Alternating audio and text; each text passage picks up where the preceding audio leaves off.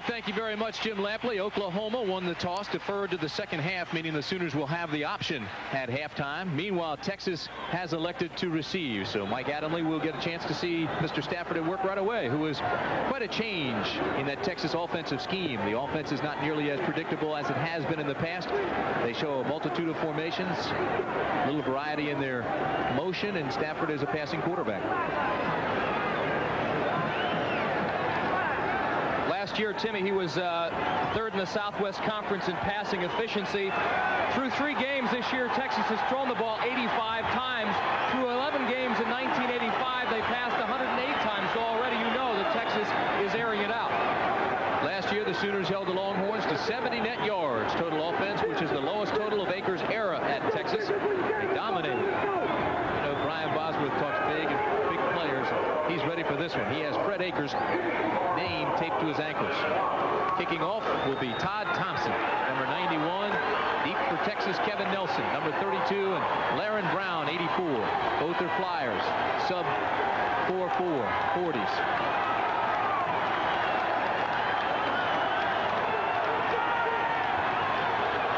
A backyard brawl, Texas, Oklahoma. Fans are ready, the crowd is ready, we're ready, and the game is on.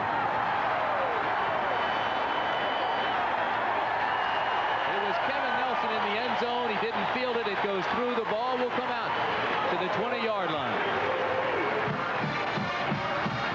This is the way they'll line up offensively. We told you that Brett Stafford, the quarterback, is a throwing quarterback. He is the catalyst. Hunter and Norris, the running backs. Norris short but strong, powerful. Everett Gay, 19, the flanker, and they will go to him.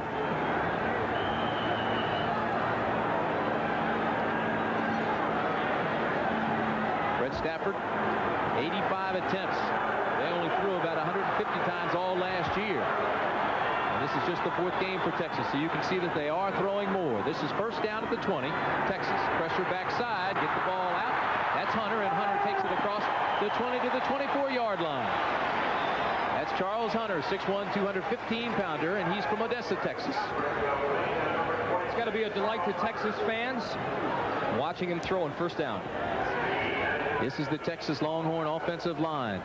Now, Houston is preseason Southwest Conference player, but it is Paul Jeton who is the biggest man on that offensive line. He's 6'5", 281 pounds, and he is fast, he's strong, he's quick. They said they will try to run behind him. Kevin Nelson comes into the ball game. Everett Gay goes out. It is 2nd and 6 for Texas. Again, it's Hunter.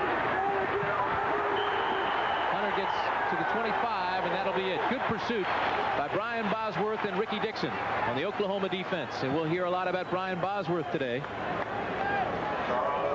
The defensive alignment, the defensive talent for Oklahoma. And although Brian Bosworth gets all the publicity, and he certainly is one of the top 3 players in the country, played his heart out against Miami and is very consistent throughout his career. But this is the Bosworth tape job on his shoes today, Freddie Akers.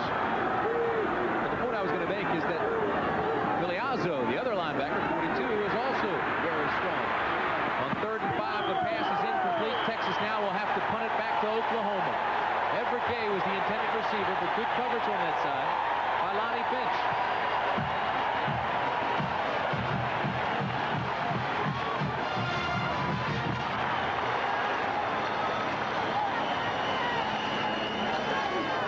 Number 80, Alex Waits, comes into the ball game now. He is a true freshman to punt it away for Texas.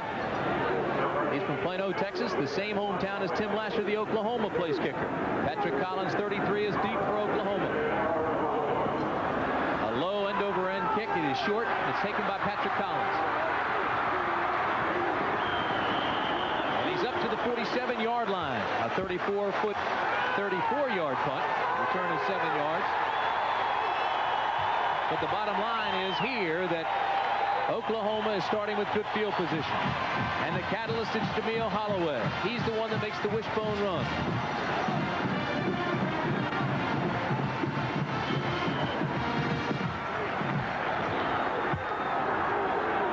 So it is first down, 10 yards to go, just underway at the Cotton Bowl in Dallas.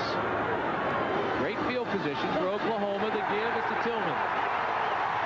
Britt Hager, who was not supposed to play today, is into the ball game. Hager has been injured.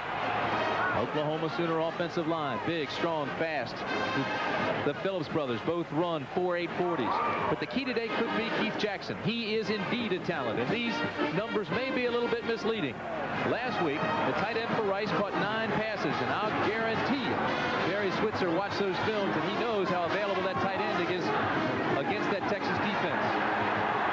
That's Lydell Carr. Not much there. Lee Brockman comes up and makes the stop. So that'll bring up 3rd down for Oklahoma. Texas defense shows some aggressiveness early on. Aldridge is the mainstay in this offense, and the pressure will be on Thomas Aldridge today because he is the right end. The right end, the left end, they have to contain the Oklahoma wishbone. They can't let him hit the corners. The pitch outside is Tillman, and he's got plenty of room. To the 20, 30, 25, and knocked down at the 22-yard line by Stephen Bragg.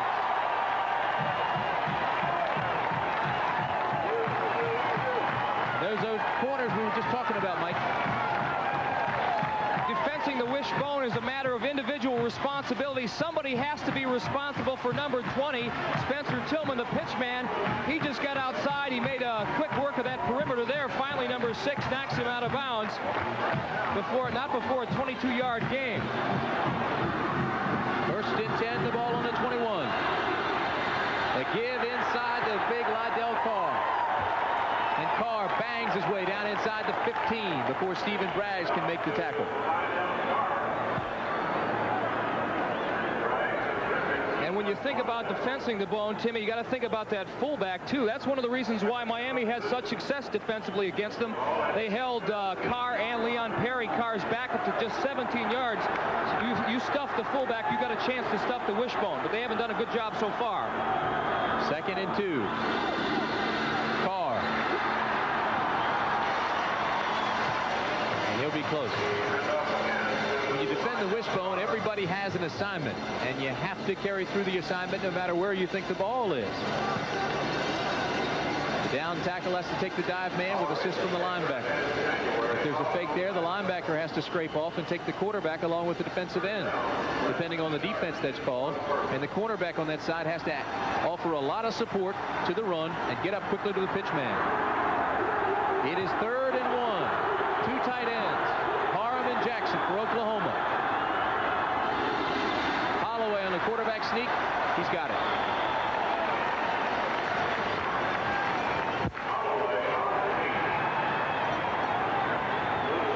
Oklahoma really does absolutely nothing fancy. They just line up, know they have good talent, they're strong talent.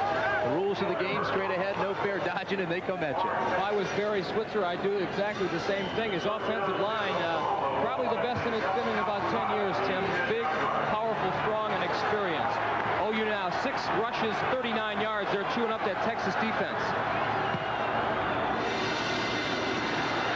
Again, to give inside the 10 to the 9 is Lydell Carr. Lydell Carr is 6'2", 225 pounds. He's a junior.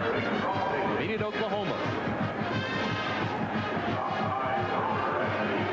There's Barry Switzer. Quite a story. 3 national titles in 13 years. Enters the Cotton Bowl today for the 21st time in this series, more than any other coach that has ever participated in this series. 2nd and 9, the ball at the 9. Reverse pivot by Holloway. The pitch outside is Patrick Collins. Touchdown, Oklahoma.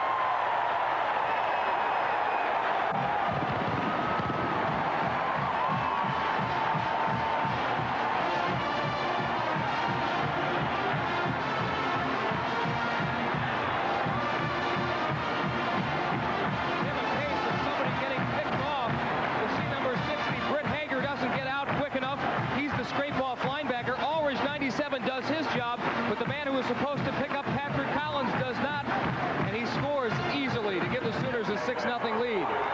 Jim Lasher is on to attempt the extra point. The holder, Glenn Sullivan, has it down. The kick is up, and it's good. So Lasher now, 24 of 24, and point after touchdown. Oklahoma comes out and asserts its power immediately. A dominant force, and the Sooners lead 7-0. Today's Texas-Oklahoma game marks the first time since 1968 that both teams enter the contest with a defeat. Here's a painfully familiar sight for Oklahoma fans. In Morgantown, West Virginia, first possession of the game for Miami. Testaverde to Mike Irvin. 11 yards, and the #1 ranked Hurricanes are cruising as always on top 7-0 early against West Virginia. Now back to Dallas. It's like a man among boys, isn't it? A man amongst boys. Vinny Testaverde. Here Oklahoma came out and scored quickly. Great field position. Started at the 47, moved right down the field. Very little trouble. So Todd Thompson is on to kick off for Oklahoma. Big number 91 deep for Texas. Kevin Nelson, Laren Brown.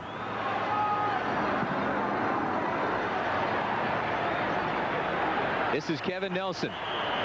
And he won't return it, so they'll bring it out to the 20. Right now, let's go downstairs. Here's Becky Dixon. Tim, there are some who might say this classic battle is somewhat similar to the battle between the North and the South. Now, up in the stands, it often pits brother against brother, father against son. But in the case of Keith and Jean Cale of Fort Worth, Oklahoma versus Texas mean husband versus wife.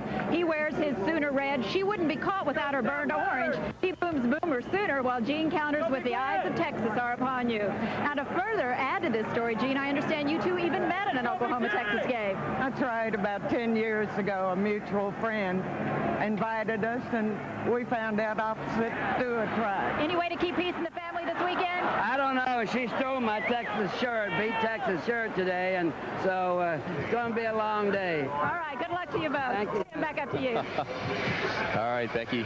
Incompleted pass on first down. Stafford was trying to get out to Charles Hunter, who was open underneath the zone, but the ball was thrown before the break and was not thrown well.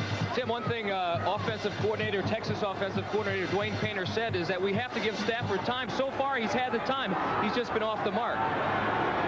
Kevin Nelson comes into the ball game for Texas. It is 2nd and 10. Hunter now jumps up out of the eye. Stafford gets out close to the 25-yard line. Darrell Reed, the left end for Oklahoma, made the tackle. It'll bring up 3rd down and long. Just your basic quarterback draw, and Darrell Reed doing what he's supposed to do. Read first and make sure the quarterback isn't going anywhere. Stafford wasn't going anywhere with Reed on the stop. 3rd and 5. They line up in a split pro set, one-back formation. Eric Metcalf is into the ball game for Texas, and he goes in motion. Stafford with time across the middle, picked off. Intercepted by David Vickers, and Vickers carrying tackles down to the 15-yard line.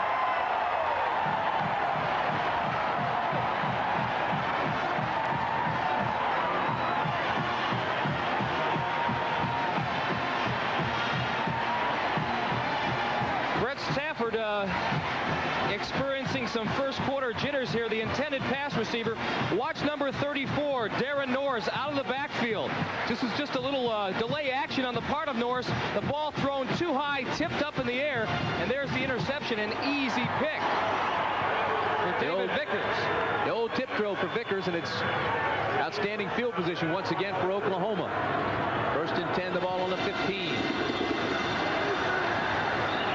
Lydell Carr picks up 2. Tim, I'm sure when Fred Akers was talking to his team before this game and all week long, he made a point of saying, listen, the only way we can stay in this contest, no turnovers, don't give them good field position. And so far, that is exactly what has happened in this first quarter and why Oklahoma is threatening once again.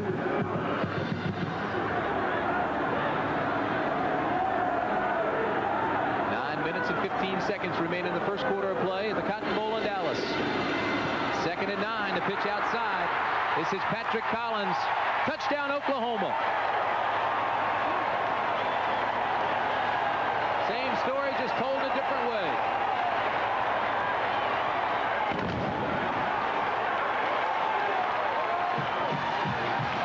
Once again, almost an identical play, similar to Oklahoma's first touchdown. Watch Allridge. He's got Holloway, but nobody's got the pitch man. Patrick Collins, another waltz into the end zone. They've got to make some kind of adjustments in a hurry. Patrick Collins, 2 carries, 23 yards, and 2 touchdowns. And a lot of folks haven't even gotten to their seats yet. Tim Lasher. He's good. So Oklahoma jumps on the board quickly with 2 touchdowns with authority, and it's 14-0 Sooners. The year was 1984. Texas trailed Oklahoma by 3 in the rain with little time remaining. Quarterback Todd Dodge goes to the corner for the win, but Oklahoma apparently intercepts. The interception was not allowed. The official said Keith Stanberry made the catch out of bounds, allowing Texas to kick a tying field goal. Replay showed he was in bounds. However, the score remains unchanged. 15-15 tie.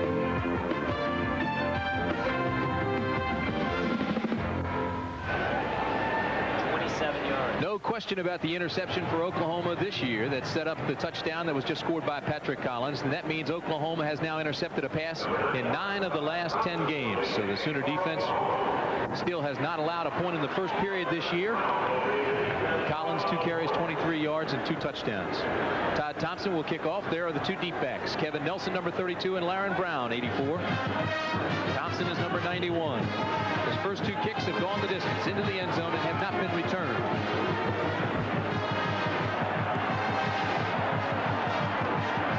This one goes to the back of the end zone. Kevin Nelson just drops it in frustration at the back line, and it will not be returned as well. Needless to say, Timmy, as you take a look at the 2 Sooner scoring drives, quite easy, and again, identical touchdown plays. The second one, Collins, an easy 14-yard jaunt into the end zone. Defensively, Paul Jett, their defensive coordinator for the Longhorns, talking to his team on the sidelines, trying to figure out how to defense that bone. Offensively, Brad Stafford's really got to get it going this series, or Texas, needless to say, is in trouble. Aaron Norris comes into the ball game along with Eric Metcalf. First and 10, the ball on the 20. 9 minutes remain in the first period. Stafford to throw. Metcalf.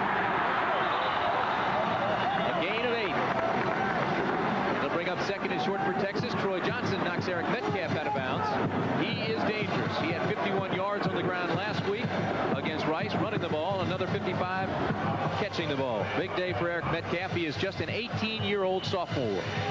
Something we said at the top of the show, Metcalf, they wanted to isolate him against Oklahoma linebackers, get him into mismatch situations. That time, Metcalf against number 80, Troy Johnson, no contest.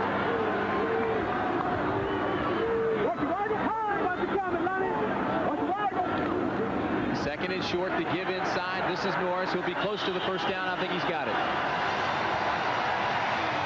He does. So Texas has its first down of the ball game.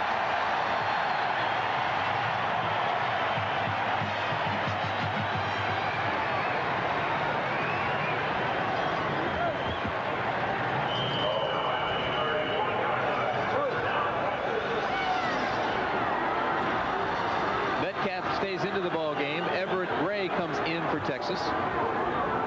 Ball on the 31. Gay in motion. The fake to Metcalf. A lot of pressure on Stafford. Now throws. And it's complete to Everett Gay, the flanker.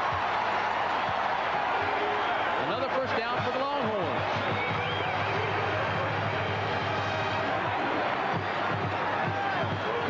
To 2 players on this play. First, Brett Stafford for a nice job of hanging in there. As you watch the ISO of Everett Gay, he's got to get loose here. What you can't see is a great block by number 61, Paul Jeton. But Gay does a nice job of coming back for the ball. He sensed that Stafford was in trouble and made the reception for Texas. Jeton is 280 pounds. He was blocking on Darrell Reed, who's 225. A mismatch. First and 10. The ball on the 43 for Texas.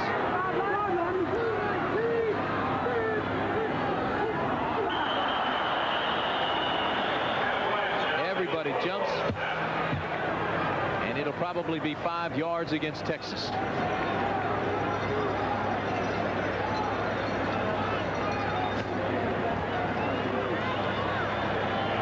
Dead ball, illegal procedure on the white, still first down. So they'll move the Longhorns back 5. It'll be first and 15, and this is something that Freddie Akers said could not happen. They cannot kill themselves with mistakes, and yet they're doing it. Already one interception. Penalty, an aborted first drive that gave Oklahoma great field position, as you mentioned, Tim. Put Stafford in a tough position.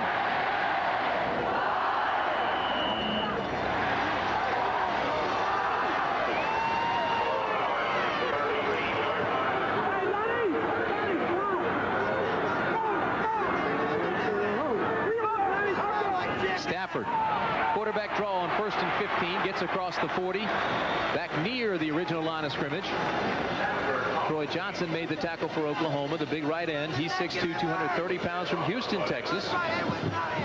It'll bring up 2nd and 11. Initially, that play looked like it was going to gain a whole lot more yardage. Stafford's very quick, but Oklahoma's defense is so quick that they reacted well to shut it down to just 3 or 4 yards.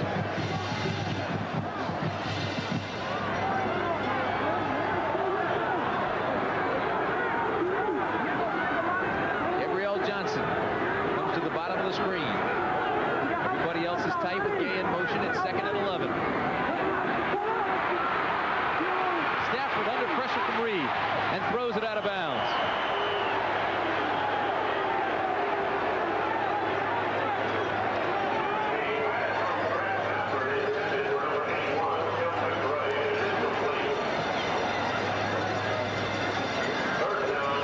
Errol Reed, 4.7 speed, and he was right on the heels of Stafford. A tradition, the gigantic State Fair. Texas State Fair, what a scene in our hotel lobby last night. And there must have been about 2,000 people. Well, like a cross between spring break and Mardi Gras. I'll guarantee you there wasn't a hotel suite to be had in the city of Dallas. They were loud. 3rd and 11. And the pass is caught by Everett Gay. Marvelous catch over on the far boundary. Knocked out of bounds by David Vickers, but not until he got up near midfield. Tight end Tim McCray. Again, Stafford with a lot of time to throw, and that's what's key here. Good job by Texas's interior offensive lineman. Good concentration on the part of Tim McCray, the 6'2 sophomore. And he put it away, but not good enough for the first down. Tried to stretch it out there at the last second. So Alex Waits comes on to kick it away for the Longhorns. High spiraling punt this time. And it hits and goes in. So they'll bring it out to the 20, and that's about as far back as Oklahoma has been all day. They've had outstanding field position. This time they start at the 20. Sear hope that here in New York will be able to keep up with all of Miami's touchdowns against West Virginia today. There have been only 3 so far in the first quarter. It is 21-zip there, and the Hurricanes look indomitable. Meanwhile, Joe Kuharich was the last Notre Dame coach to have an Irish team open at 1-4. That was in 1962. But Lou Holtz's team is now 1-4 as Pittsburgh got a field goal from Jeff Van Horn with 1:25 left. This is another day when you don't want to be Notre Dame kicker John Carney. He missed from 38 yards with 23 seconds left as Pittsburgh beats Notre Dame 10-9. Now back to Tim Brandt in Dallas. Jim, Mike Gottfried has him playing in Pitt. Don't forget, the Panthers still play Miami. Mike Gottfried will have him ready for that game, I guarantee you. First down and 10, ball on the 20. Holloway gives up the middle to Leon Perry. And Perry picks up 10. I was just about to say that field position by Texas, which took them up near midfield, and then the punt was almost as good as a score, because for the first time they had Oklahoma backed up to its own 20. It takes a little pressure off the defense to see what they can do, but once again, Wishbone is eating them up, Tim. It'll be 2nd and 1. They did not give Perry the first. The give again is the fullback. Brian Espinosa comes up and makes the tackle, and again the stop is near the first down marker, but this time he has it. First down, Oklahoma.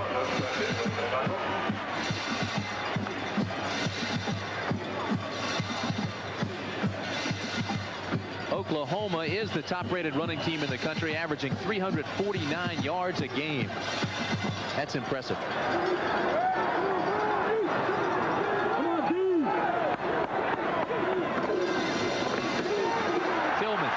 Plenty of room to the 40, midfield to the 45, and finally knocked out of bounds by Tony Griffin, the free safety.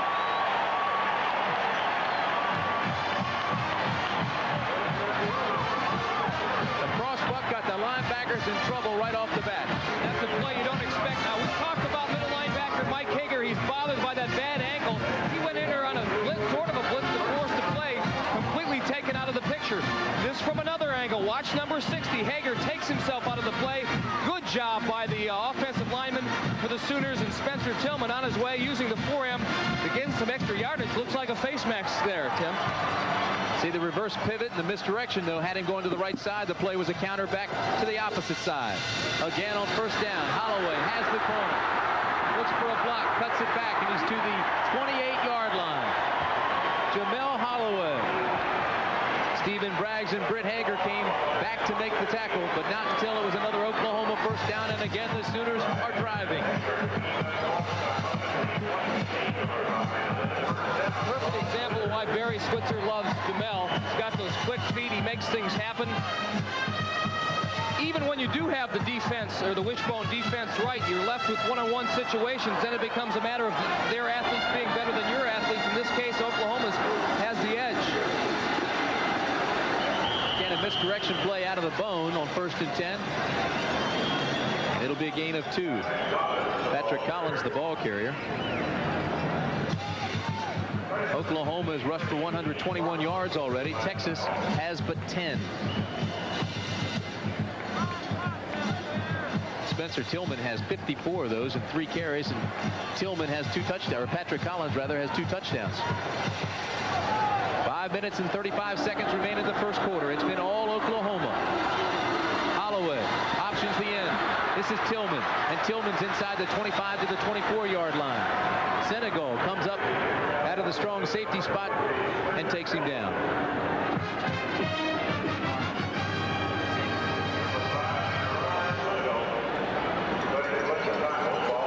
One of the things you have to do, Mike, defensively against the wishbone is right off the bat, right from the get-go, come up and get in the quarterback's face. You have to hit him. You have to keep hitting him until he starts thinking about getting hit again. So he's thinking about you and putting his head on the swivel rather than thinking about his options and read his defense. 3rd and 6. The give inside to Leon Perry, and Perry fights his way down inside the 20. There is a flag.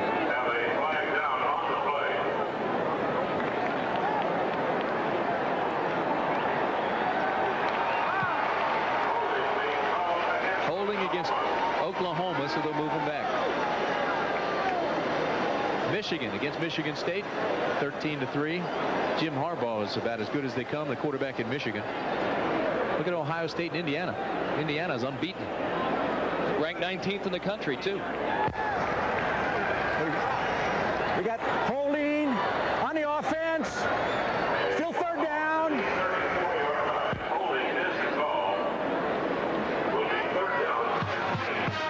So it will be 3rd down and 16 for the Sooners. The ball resting just shy of the 35 on about the 34.5-yard line. Spencer Tillman is out of the ball game. Derek Shepard is in. Obvious passing down for Oklahoma. And they go underneath to Derek Shepard, and Shepard is down near the first down marker. And he'll be just inches shy of an Oklahoma first down.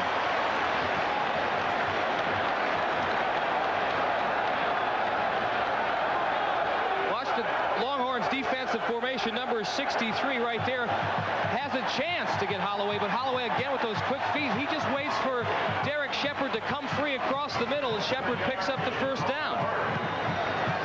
Or short of the first down. That was Lee Brockman, number 63, on the blitz. If you're going to blitz, make sure it counts.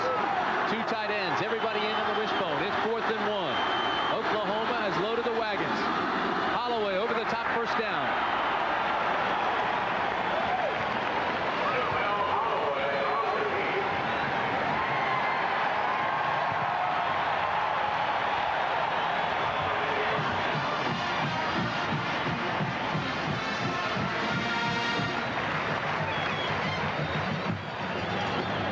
You look at Jamel Holloway, and he just has those instincts, the feeling like Doug Flutie had. He can feel the pressure coming from behind. He knows how to get out of it. He's got those quick feet, the elusive ability, evasive ability, great peripheral vision.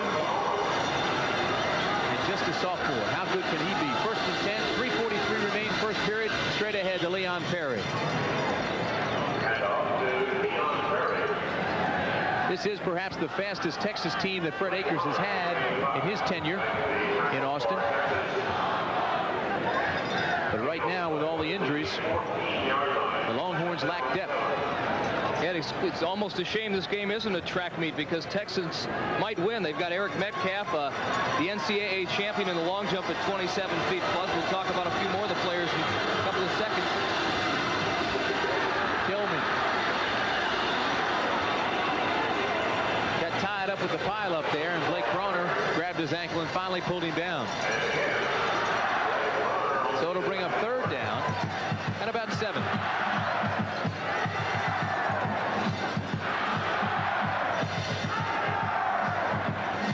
Oklahoma is balanced. Tillman has 5 carries. Carr has 5 carries. Perry 3 carries. Holloway 3 carries.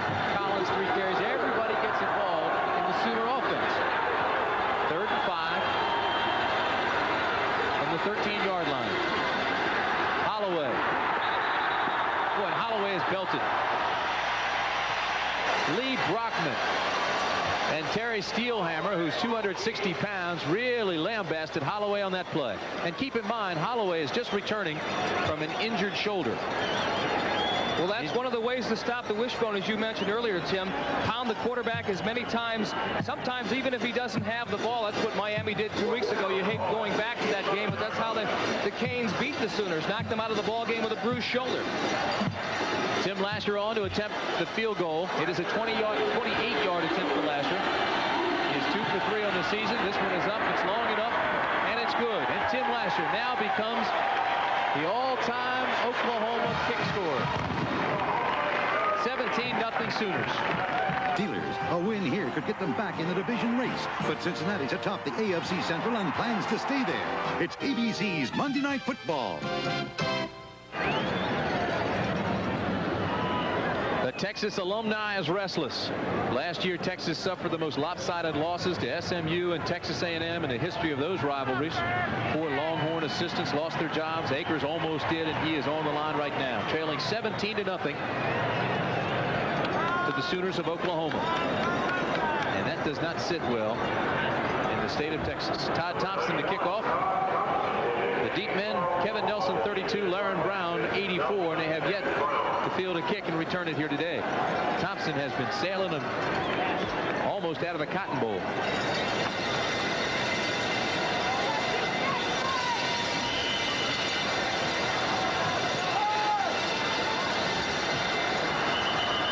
False start. I didn't know there was much of a wind blowing. Can't the tell ball off the tee. Hey, you look at the flags out there. They're straight out. So they'll tee it up. Get set and do it again. Well, this time they'll do it the old-fashioned way and have a holder. Well, Oklahoma came out from the get-go and started putting points on the board. Hasn't been fancy, but it has been authoritative. Thompson's kick this time goes deep, and it's dropped. Kevin Nelson can't field it, so once again, it'll be down. Touchback. They'll bring it back to the 20. Good ball game this afternoon in the National League. Tonight, another one coming up for you. Game 4, the American League Championship Series. Boston Red Sox against the California Angels, 8 o'clock Eastern Time, 7 o'clock Central. Roger Clemens will be back on the hill for the Red Sox. California leading that best of 7, 2-1. What a game this afternoon. Len Dykstra with a 2-run homer in the bottom of the last to win that ball game and take the lead in that series. Right now for Texas. Charles Hunter, Darren Norris into the ball game. This comes out to Norris on the flanker screen. Kevin Nelson, rather, correction. And Nelson takes it up to the 24-yard line. We've got 1:35 remaining. First quarter of play. The Cotton Bowl between Oklahoma and Texas, with the Sooners leading 17-0. Talked about the Texas offense, and maybe it hasn't been the most imaginative in past years, but if you've watched this game, and it certainly doesn't show in terms of points, but they've had a lot of different offensive formations. Now hopefully on this drive it'll pay off. Eric Metcalf on 2nd and 7, can't field it. Now, was the ball thrown backwards? No, incomplete. Boy, was that close. That is a dangerous pass, and young Eric Metcalf better learn to get on it. Always taught when that ball's thrown like that, there's a a possibility it could be thrown backwards, which is a lateral. Get on it as soon as you see it. Talking to Eric yesterday, it was interesting to see the amazing likeness to his father, Terry, the great NFL star, of course, for the St. Louis Cardinals and the Washington Redskins. Very nice young man, isn't he? I watched him play at O'Connell High School in Arlington, Virginia. 3rd down and 7. Ball on the 23 for Texas. Stafford sees something he doesn't like, and he calls timeout.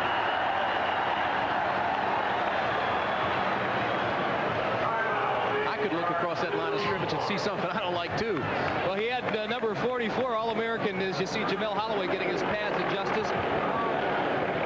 We told you that he did hurt his shoulder against Miami. He did not play last week, and he has what they call a donut on that injury right now. In other words, it's a thick foam rubber pad with a hole in it to protect that area. Taking a few snaps from center. Even that can hurt sometimes, too. That last series, he took a pretty good lick. Yeah, we can do that. Okay. Greg Johnson, who's 200, or from Thomas Aldridge, and Terry Steelhammer, who's 260 pounds. One of the reasons why Stafford called timeout, Bosworth was faking blitz, staring him right in the face. That has intimidated many a quarterback. Knowing Brian Bosworth, he was probably saying something, too. Don't like Texas too much. Well, he doesn't hide that fact. He was born in Oklahoma, of course, but he was raised in Dallas. He says he doesn't like Texas, he doesn't like its coaching staff, and he doesn't like the colors of the Longhorns. 3rd and 7. Ball on the 23. Bosworth fakes the blitz. Man coverage. Now Stafford in a whole lot of trouble, and he goes down. Troy Johnson came through unscathed and made the tackle. Richard Reed put a lot of pressure on the other side. Well, Oklahoma fake blitz, then dropped back into what looked like a man coverage on one side and zone on the other. A little bit fancy for the Sooners. And it'll bring up 4th and 10 with 40 seconds left, and Texas will have to kick it away once again. So Alex Waits comes into the ball game, and he may get leg weary today. Anthony Stafford, Patrick Collins, and Derek Shepard are deep for Oklahoma. High spiraling punt. And Collins will let it go, and it gets a Texas bounce, and it'll be down on the 25-yard line. So, pretty good punt for Waits, 55 yards. And with 12 seconds left in the first quarter, Oklahoma will have the ball 1st and 10 on the 25. Right now, let's go down to Becky Dixon. All right, thank you very much, Tim. With me is Foster Bosworth. As you might guess, he is number 44, Brian Bosworth's father. And Mr. Bosworth, during the Miami-Oklahoma game, they asked Vinny Testaverde's father, and he said he felt that Vinny was made for the Heisman Trophy. Do you feel that way about Brian? No, I don't think anybody's made for the trophy. I think you have to work for it. And Brian has certainly done an awful lot to improve his performance and to display a good football player. Earlier we talked about the two sides of Brian Bosworth. You've known him for 21 years. Who is the real Bosworth? Brian is a soft kid. He likes kids. He's a normal kid. And the media portrays him as some kind of a clown, and he's not. All right, thank you very much, Mr. Bosworth. Tim, back up to you. Very nicely done, Becky. The real Brian Bosworth as the first quarter comes to an end, and Texas in command, 17-0. You are looking at a tradition. That is Big Tex. And he is big. He has a 40-foot waist. That's about what mine's getting to be.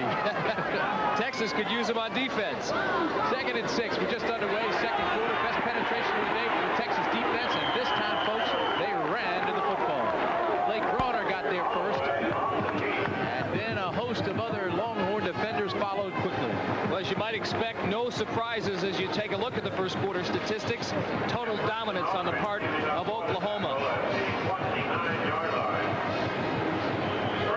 And that vaunted Air Texas passing attack, just 7 yards for Brett Stafford. See a Big Tex. Boy, this has been some experience coming to this rivalry. As we drove into the parking lot today by the State Fair, a big bull got loose, busted through the fence and almost got our car. 3rd down, 6 to go. Holloway in a whole lot of trouble, and he goes down. Blake Brawner was the man who got there first, and then the rest of the defense followed. So maybe Texas will get fired up now. Trailing 17-0, just underway, second period. Tim, encouraging for Texas defense. Containment's been pretty good. Holloway hasn't gotten loose. Perry and Carr haven't done much from the fullback slot, so good news for the Longhorns. Well, I'll tell you, half a plan defense is wanting to. That time they appeared to be more aggressive than they were in the first quarter. Mike Winchester does not get off a very good punt. It's off the side of his foot. And it is fair caught by Eric Metcalf. So Texas also now will have good field position offensively after that 37-yard punt. Notched their first victory in Houston since 1952 today, so the Aggies remain unbeaten in the Southwest Conference. And though that race is going to be awfully hard to prognosticate with the number of unbeaten teams left in the conference, you may keep in mind that Texas A&M plays Arkansas in Little Rock on November 15. Of course, Baylor and some other schools may have something to say about whether that game decides the Southwest Conference. Now let's go back to Dallas. A&M plays Baylor next week. Grant Taft will want to get after them in a hurry, Jim. 1st and 10, the ball on the 41. Texas' first start beyond its own 20. This is Charles Hunter around the right side, has some running room and picks up about 6 yards. So Texas now seemingly playing with more intensity than it did in the first quarter. That time the Horns ran out of the split back formation. Hunter, a basic power sweep with Bruce Blackmar, number 69, leading the way and throwing a nice block. You know, we've talked about offensive coordinator Dwayne Painter, who is new to Texas. He is an imaginative, innovative coach. He's trying to jazz things up offensively. Split backs last time, now the I formation. 2nd and 4, ball on the 47. Stafford, quarterback draw. Tries to get outside and gets up to midfield, but he'll be short of the first down. You want to see why number 44, Brian Bosworth, an All-American linebacker, watch his feet. This is something coaches teach you. Or maybe you can't teach it sometimes. This quick movement with the feet, sliding back and forth, in and out. You watch Stafford's every move and made the tackle. Hard to believe a man that big can move that fast. 4.540. One thing he doesn't do is he doesn't make any false steps. He goes directly to that ball and gets there as fast as he can. In 1958, the NCAA Rules Committee adopted the two-point conversion. This was the first Texas touchdown against Oklahoma. But later, the two-point conversion made the difference in the ball game. Texas coach Darrell Royal voted against the rule, but used it to beat Oklahoma. Right now, the Longhorns have their hands full, trailing Oklahoma 17-0. We've got 12:34 remaining in the second quarter at the Cotton Bowl in Dallas. Tim Brand and Mike Adamley along with you. It is 3rd down and 1 for Texas. Split backs. Stafford is the quarterback. Everett Gay in motion. The give is to Charles Hunter, and he will not get the first down. Sonny Brown came out of his safety spot, came up quickly and made the hit. Terrific pursuit on the part of the Sooners. You're going to run that power sweep. You got to make sure you knock some people down. I don't think any red jersey was on the carpet. Watch Bosworth now. Fred Akers on his shoes, and he's delivering a message to Fred. Watch this movement. Takes on one blocker, slips another. He's right there, along with just about everybody else. Number 80, Troy Johnson as well. Bosworth is a redshirt junior who will graduate with his class in May and is undecided about returning to Oklahoma next fall. And I guess other than the price of oil, that's the biggest concern in Oklahoma right now. And Alex Waits, the left-footed Texas punter, also barefooted punter, following in the, pardon the pun, footsteps of John Telchik, also barefooted.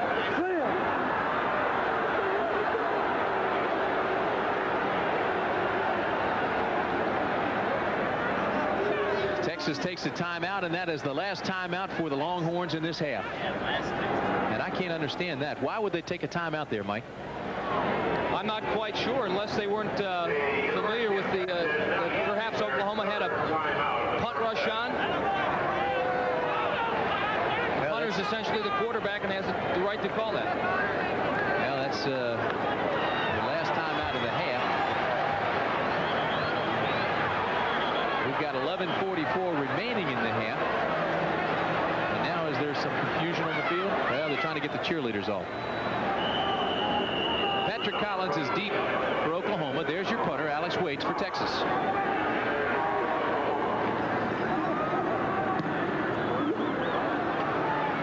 High kick. tail wagger, and it goes out of bounds at the 12-yard line. So now Texas has Oklahoma backed up somewhat, and a 38-yard punt for Waits. I'm still not sure if that was a timeout. I think they may have been trying to draw him off sides to get that 1 yard. No, it was a timeout. Auburn continues to roll down in the Southeast Conference, 31-9 over Vanderbilt today.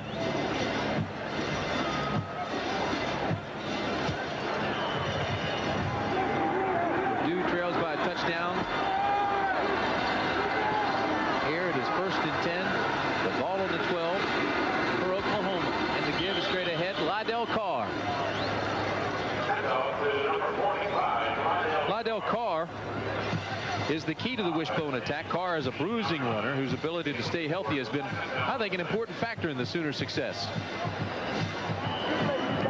Spencer Tillman, you know, Oklahoma's got so many great backs, Tim. They're almost all interchangeable. And you talk about flexibility being an asset for an athlete. Tillman touching the back of his neck with his right foot. He has been plagued with injuries, though, during a major portion of his Oklahoma career. This is Anthony Stafford, big gainer, first down, move the chains. You take Tillman out, and Anthony Stafford, number 25, his replacement, almost just as good, just as quick. Watch the bone in action. Here it is. This time the give to Stafford. Great up front blocking. There's not much you can do about that. He's got that seam, he's got that lane, that cushion, that bubble they like to call it, Tim. He has instant offense. He has startling speed and acceleration. 4.4 speed in the 40. 1st and 10. The ball on the 29. This is Stafford again. No, it's not. Holloway has it. The pass to the tight end, Keith Jackson, is incomplete. Tony Griffin was the defender, and Holloway had me too. I tell you, they call the wishbone the triple option. Actually, it's the quadruple option when you got a tight end of the caliber of Keith Jackson. That's the 4th option that they can do.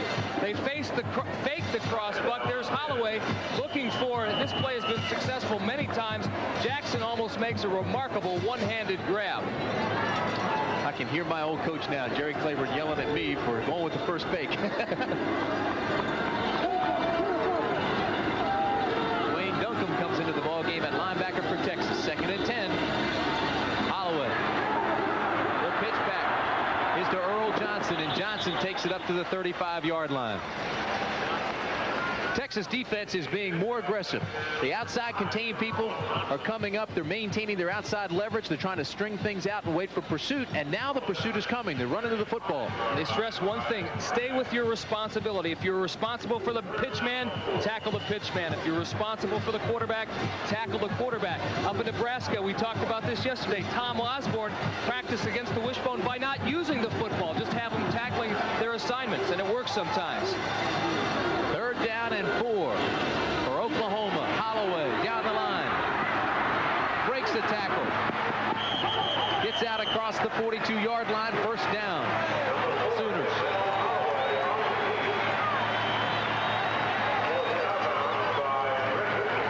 The secret of having a good wishbone offense is you got to have a tremendously quick and tricky quarterback, a guy who possesses a magician's ability, that sleight of hand, that prestidigitation. He doesn't know, Jamel, what he's going to do until the defense reacts. They close down on the fullback, he'll keep it himself. That time he moved away from Lee Brockman, number 63, used the form, a tremendous athlete, Jamel Holloway. Hard to believe that Holloway started only 11 games at Oklahoma. Little reverse, Keith Jackson. This is the game breaker against Nebraska last year. Same play, reverse to Keith Jackson. Eric Jeffries knocked him out of bounds. Now Jackson is 6'3", 240 pounds, and he can run like a tailback. Barry Switzer thinks that he may be the best athlete on a team that's got a whole slew of great athletes. Jackson, quite frankly, isn't happy at Oklahoma. He enjoys his teammates, but he doesn't enjoy his role. He's a tight end who's going to be a super pro. His best days will probably be as a pro, but they don't throw the ball that often, so Keith doesn't get that much action. He was a holy terror against Nebraska last year. Had a reverse for a touchdown, caught a touchdown pass. 1st and 10. Straight ahead. Lydell Carr, big gainer into Texas territory. He'll pick up 8. You know, the beauty of that wishbone attack is that every play starts the same way. You have the 3 backs, the 1 split, the tight end. That means you have man coverage on the outside guy, and no matter which way he goes, you still have the same play. The fullback dives, then you've got the pitch. You're reading all the way. And it means the defense can't get any pre-snap reads. And what they do is going to be wrong, because when they do commit themselves, he reads that and goes to the next option. We've got 8 minutes, 59 seconds remaining in the half. 2nd and 1. Blake Bronner, number 85, looked like he jumped across. We'll wait and see if it was on Bronner or Cesar Rennie. Looks like Bronner. As you look at Akers, and he is obviously concerned, it is against the Longhorns. Freddie Akers says he has never lived or coached in fear of losing his job. He said he doesn't intend to. And he doesn't want to apologize. Offsides on the defense. First down. Says he doesn't want to or have to apologize for anything that he's done at the University of Texas. Say now, winning percentage 76% over the last 10 years.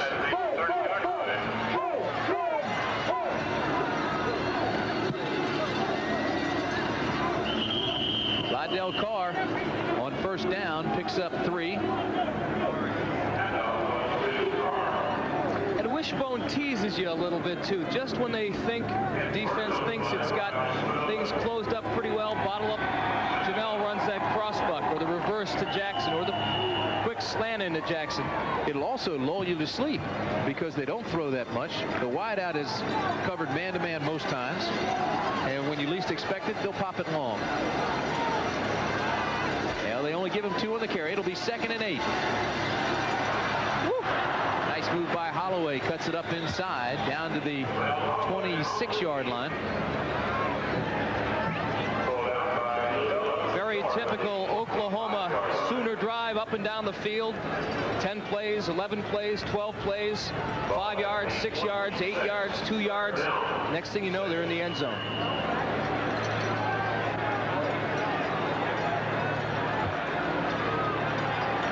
Oklahoma had trouble, put the ball on the ground, a couple of turnovers, poor field position against Miami, and it cost them. And that's one of the negatives of this offensive scheme, is that it is not a catch-up offense. If you fall behind, you can't catch up quickly. Especially against a strong-arm quarterback like Testaverde and the passing abilities of Jimmy Johnson's Miami offense. What's really amazing about that Oklahoma team, Tim, it bothered them probably for about 24, 48 hours. There was not any real emotional deflation after that Miami game. They bounced back last week, Kansas State. And like you said at the top of the show, they're not out of the picture for the national championship. Texas has stopped Oklahoma on 3rd down. It is 4th and 1. The ball on the 21. 2 tight ends. Oklahoma is going for it. They're 1-1 on 4th down conversions today. Holloway has the 1st down and more to the 10, the 5. Touchdown Sooners.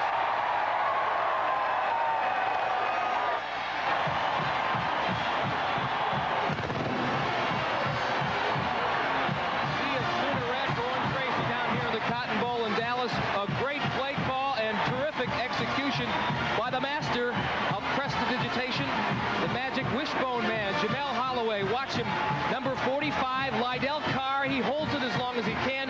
Carr draws 2 tacklers. Probably somebody missed an assignment because Jamel was loose right there. As we talked about the discipline of defensing against the wishbone, Texas fell prey to it there and fell prey to the talents of Jamel Holloway. Tim Lasher's extra point attempt is up. It's long enough, and it's good. So Oklahoma extends its lead to 24-0, an 88-yard drive. One of the biggest surprises of last Saturday was that Miami only beat Northern Illinois 34-0. West Virginia is paying for that right now. It's midway through the 2nd quarter in Morgantown. Miami up 35-0. Testaverde has 2 touchdown passes to Mike Irvin. Miami is at Cincinnati next week. That's the team that threatened Penn State today. Then an open date before they play Florida State in the Orange Bowl. Of course, the heavy likelihood is that the Hurricanes go 11-0 in the regular season. Back now to Dallas. Here it is 24-0, Oklahoma over Texas. Boy, how times have changed and quickly. Texas played for the national championship just 3 years ago on New Year's Day and lost by a point to Georgia. Right now they're struggling, and their coach Fred Akers fighting for his life. High kick. It'll be taken by Kevin Nelson at the 20. Almost slips through, but he is lassoed down at the 22-yard line, and that's where the offense will start. David Vickers is the man that brought him down. We've got 6 minutes and 44 seconds remaining in the first half. Here's Becky. Tim, just to show you how closely the battle on, I found an Oklahoma cheerleader from Texas and a Texas cheerleader from Oklahoma, Kyle Jensen and Dean Carter. What do your friends in Houston say about you being a cheerleader for Oklahoma? A lot of them just are upset with me. They don't know why I went up there, but I love it. Why did you? I went up there because of family reasons. It goes back in my family, my brother and I, and my sister. Now, you were born in Tulsa. What do your friends say about that? Well, there's more of that I'm not a true Texan. I guess that's the most razzing I get. I get the most razzing from my grandfather who went to OU, and I get a lot of razzing from him. All right, good luck to you both. Tim? Stafford on first down goes for the screen to Eric Metcalf, and it was overthrown, incomplete. But I've got to believe, Mike, if Texas is going to mount a drive, they've got to go to Eric Metcalf more often. He's the big play guy, and right now they badly need a big play. Well, Dwayne Painter is a realist. He knew that the Texas team could not run it down Oklahoma's throat. He said to win tomorrow, to have any chance to win tomorrow, we have to have a big play. So far, their longest play from scrimmage, only 11 yards. Oklahoma has outrushed the Longhorns 217-16. Twin receivers to the bottom of the screen. 2nd and 10, ball on the 22. Stafford rolls out on the waggle, throws deep, has a man, and it's complete. At the Oklahoma 49, Gabrielle Johnson makes the catch. Ricky Dixon knocks him out of bounds. Well, just as we called it. We need a big play. We get a big play. Out of the I formation, Brian Bosworth blitzing. He is picked up. Throwing on the run, which Stafford does very well. He slips behind the secondary and makes the reception. Longest gain of the day. They went to the blitz, went to man coverage. They beat the man coverage on the left wide out angle. First time for the Texas Longhorns to be in Oklahoma territory. First down again, in trouble. Throws back across the grain to Metcalf and incomplete, and he was wide open. Oh my, he was wide open.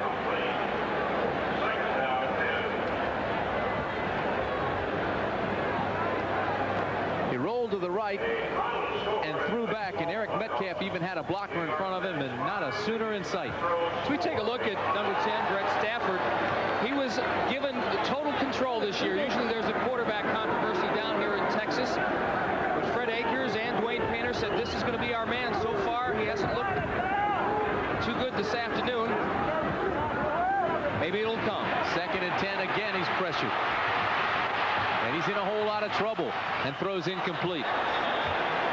Darrell Reed, number 40, was coming after Stafford, and he was coming in a hurry. Stafford was off balance and running to get out of bounds and just throw it away.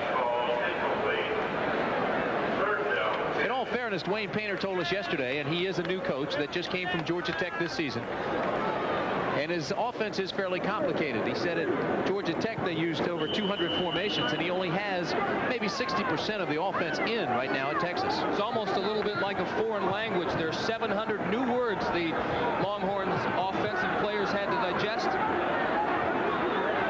Everything has changed from the huddle to the snap. 3rd and 10, ball on the 49. We've got 6 minutes and 17 seconds remaining in the first half. Play action. Stafford throws. It's complete. Norris is hit almost immediately, and then dragged back. The hit was by David Vickers. And who dragged him back? The Boz? The Boz.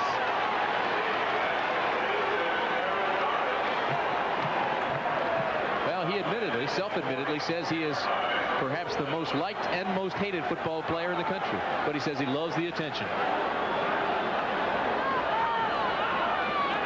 Bosworth goes sideline to sideline. Great speed, 4.5. Vickers with the big hit on Darren Norris there, and watch the Boz. He puts a little mustard on this final tackle, drags Darren back a few yards. That'll get your attention. Here we go, Jimmy. Look at this. This is Jeff Ward. 61 yards. Jeff Ward attempting a 61-yard field goal, and it'll be just shy.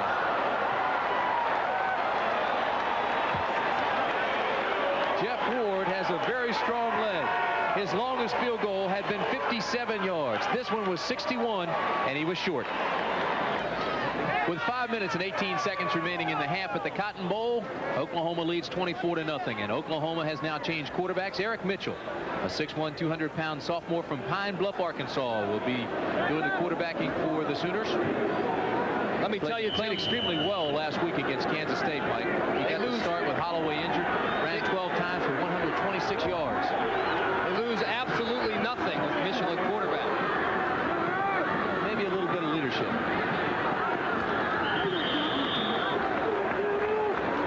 Mitchell is averaging over 7 yards a carry this year. One of the most highly sought, actively recruited high school players in the country 2 years ago.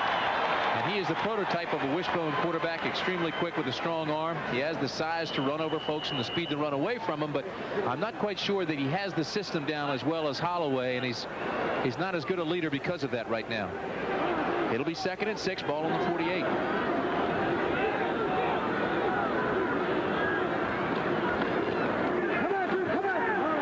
Spencer Tillman for a very tough 3 yards. He is a parade All-American quarterback in high school. For this, excuse me, Tim. Sorry, go ahead. Before the season started, there was a lot of mention that perhaps 2 sophomores, both with great talent, could not coexist.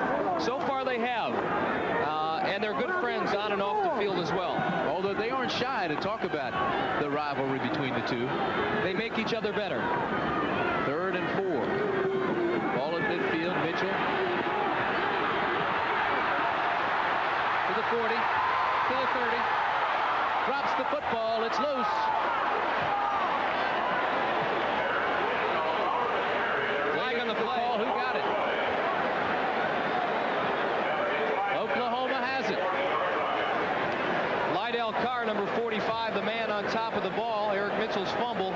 But there is a flag. And it's against Oklahoma.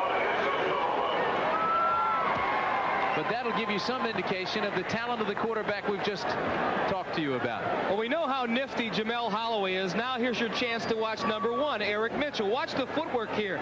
Longhorns have this defensed well, but boop, he slips right out of the grasp there, breaks 3 or 4 more tackles, reminiscent of a run he had against UCLA in the Sooners opener.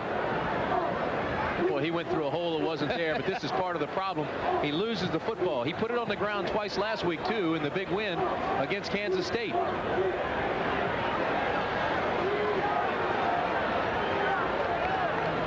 Here's the call. We have clipping on the offense. Still 3rd down.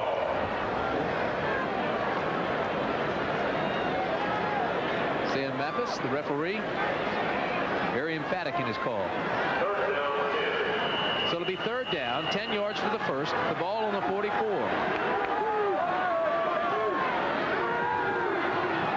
Mitchell to throw his first pass of the day. He has a man wide open. Touchdown, Oklahoma.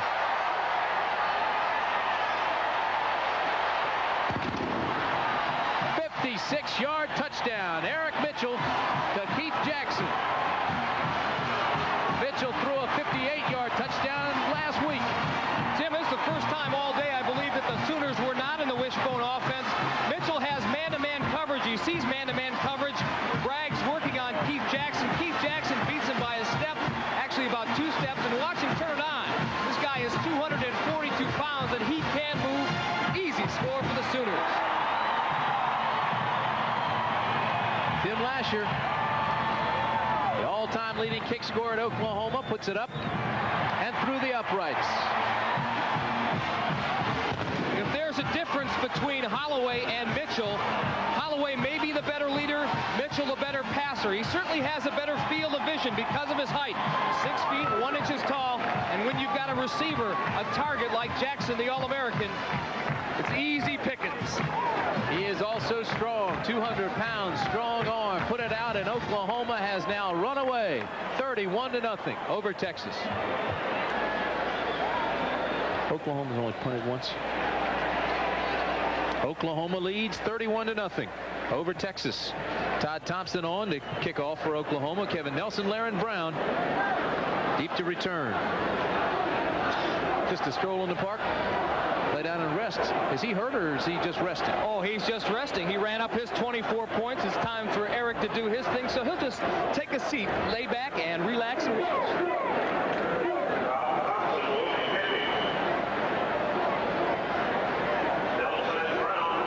We have 3 minutes and 40 seconds remaining in the first half.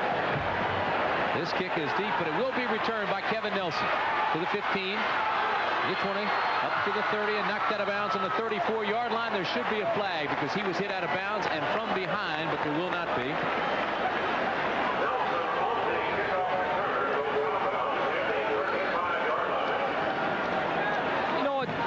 I am surprised at, Tim, is you look at the Sooners' last scoring drive, very quick 3 and 56 yards, 56-yard touchdown reception by Keith Jackson. I'm surprised at the emotional level of Texas. I think initially they came out sky high, but they lost it almost immediately. We haven't seen any of that emotion that has punctuated this rivalry over the years. Oklahoma will do that to you, especially when they put 31 points on the board in the first half and you have yet to get on.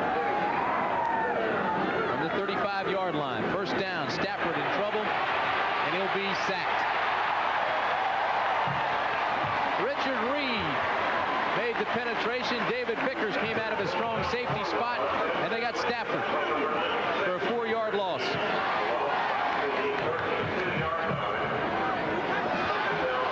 Take a look at Brett Stafford. Let's go down to the sidelines and Becky Dixon with a sideline report. Becky? Tim, we saw Jamel Holloway lying down. He is relaxing. He's not hurt. I asked him how he was enjoying his first start as an Oklahoma quarterback. He said he loved it. He wanted to score a touchdown. He was able to do that. But he did say he was pretty surprised that the Sooners were able to score so easily against the Texas Longhorns. All right, Becky, it's 2nd and 13 from the 32-yard line to give. Well, Stafford holds on to it, and again, it's Richard Reed. 6'4", 255-pound senior out of Fort Worth. Sooners are taking no prisoners. It's a matter of time before we start seeing other reserves besides just Eric Mitchell. It'll be 3rd and 13 for Texas. And that's been pretty much the story all afternoon. Hunter and Norris are your backs. Stafford goes to throw a block. Whoa, my. That's a block from Steve Urgel. And the ball's loose. Oklahoma has it. But whatever you do and however this ball game turns out, Steve Urgel threw a block that will be remembered for a long, long time. Sonny Brown is the man who recovered the fumble. Laren Brown fumbled the ball. Taking Darrell Reed. I'm sure number 10, David Vickers, is going to hear some bells ring. Watch as he makes the pursuit. 79, Urgel. He never saw this one coming. He is laid out cold. Play was set up well, but unfortunately the fumble, another key Texas turnover. So watch the Boston pursuit. Everybody was there. Oh, I'll tell you what, he'll be looking out of his belly button for a while. Woo. 1st and 10 from the 32. 1 minute, 50 seconds remain in the first half. It has been all Oklahoma to this point. The Sooners scored the first time they had the ball, and every time but one since. And this has been the storyline. Great field position for Oklahoma, although they did have one 88-yard drive. Oklahoma has rushed for 225 yards. Texas has rushed for 13. That'll tell you something. Eric Mitchell, the quarterback. Gets back to the original line of scrimmage. Say what, even when he loses yardage, it's exciting. Coming up at halftime, we'll have a report from Peter Jennings at Iceland and the Prudential halftime report. Well, it has been all Oklahoma, and you can guarantee everybody that they are celebrating in Norman. Here's the campus. Tradition, 3 national championships in the last 13 years. Had a chance, still have a chance going after that triple-double. Back-to-back national championships on 3 different occasions. Still very much in the hunt, although there are several undefeated teams, and of course, as Jim Lampley alluded to, Miami has the easier schedule, and right now looks like it can go through the season unbeaten. It'll be third down, 11 yards to go, the ball on the 33. The lone setback is Leon Perry. Mitchell in trouble, and he goes down for a big loss. Mike January, number 28, came through 3 on the blitz and took him down. January, the weak side linebacker. And that was a big play because Oklahoma had the ball on the fumble recovery in good field position.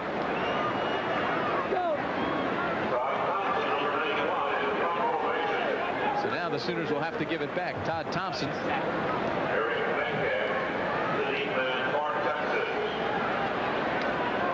Todd Thompson is on the punt. He has been doing all the long kicking today.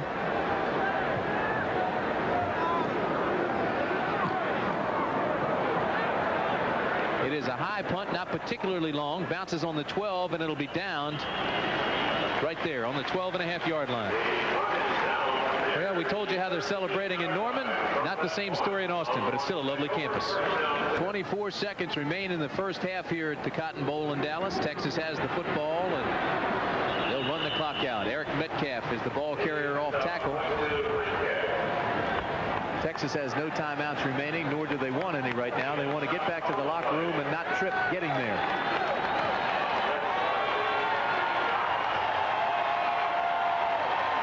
So that'll be it. That's the end of the first half of the Cotton Bowl in Dallas, with the Sooners of Oklahoma leading the Texas Longhorns 31-0. It has been all Sooners.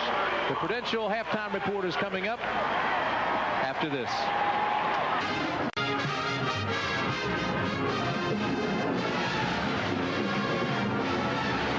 Again, everybody, Tim Brandt and Mike Adamle back at the Cotton Bowl in Dallas, Texas, where Oklahoma leads 31-0 over the Texas Longhorns. And folks, it has been all Oklahoma. They won the toss and elected to kick Texas all over the field, I guess is the way to sum it up.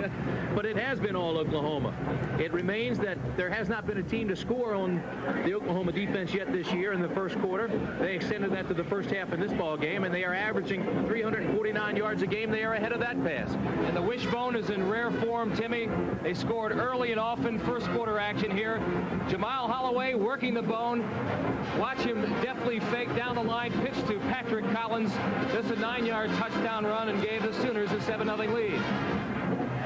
Well, they went back to Carr and Tillman, but when it was time to score again, they went back to Collins on this 14-yard run. Almost identical. And watch number 60, Britt Hager, the middle linebacker for Texas. He gets picked off, and that's why Collins scores again, this time from 14 yards out. It's 14-zip. 2 plays, 23 yards, 2 touchdowns for Patrick Collins. Quite a half for him. And then Jamal Holloway came to the forefront. He had been playing well the first half, and he turns it loose for a 21-yard run here. Little belly fake to Lydell Carr, and then he'll just turn on the afterburners. Jamal, a great athlete. This one made it, what, 24-0, and his day was done. So Jamal Holloway takes the rest of the afternoon off, and Eric Mitchell comes in. He, too, is a sophomore. He, too, is extremely talented. He is very quick, strong arm, 200 pounds. And right away, he sees man coverage, reads the defense, and goes deep to his tight end, Keith Jackson. Who says the Sooners can't pass? Jackson in man-to-man coverage. Mitchell hits him in perfect stride, 56 yards and all, and that's where we stand right now after the extra point. 31-0 in favor of the Sooners. Keith Jackson, big, strong tight end. You mentioned that he was not happy with his role at Oklahoma, but he has accepted it. The chemistry is great, and that's what makes this Sooner team so outstanding. Yeah, I think Keith Jackson's best days are ahead of him as a professional football player. He's still got another year at Oklahoma. I think he'll enjoy it. He'll certainly enjoy it. Probably sitting on the bench in the second half, because I think Barry Switzer's going to use a lot of reserves. You know, each week.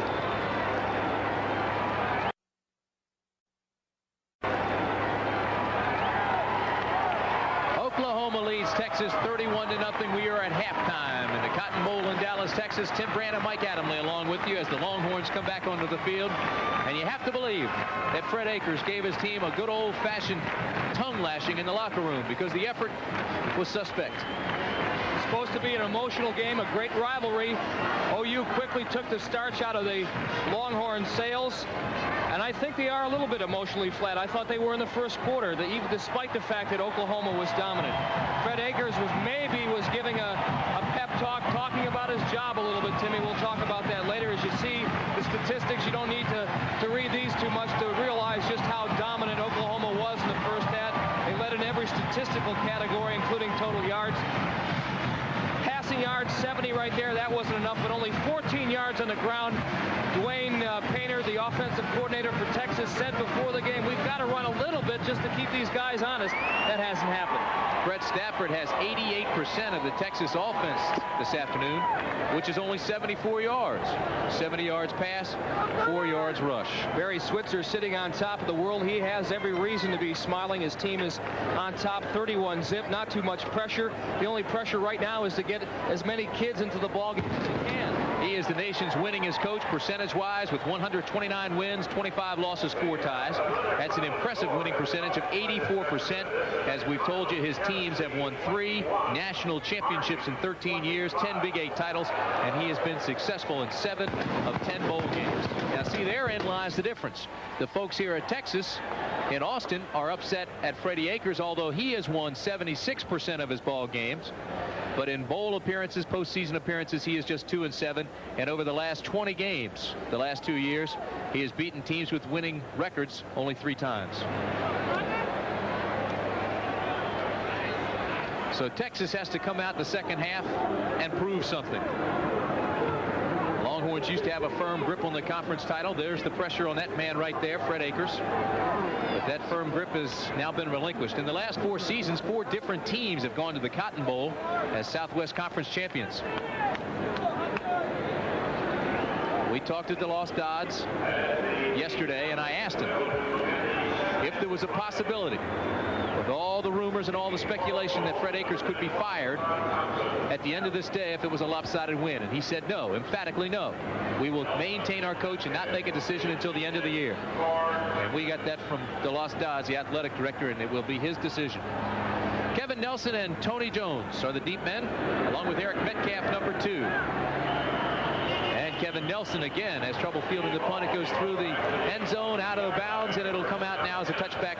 They'll line it up on the 20.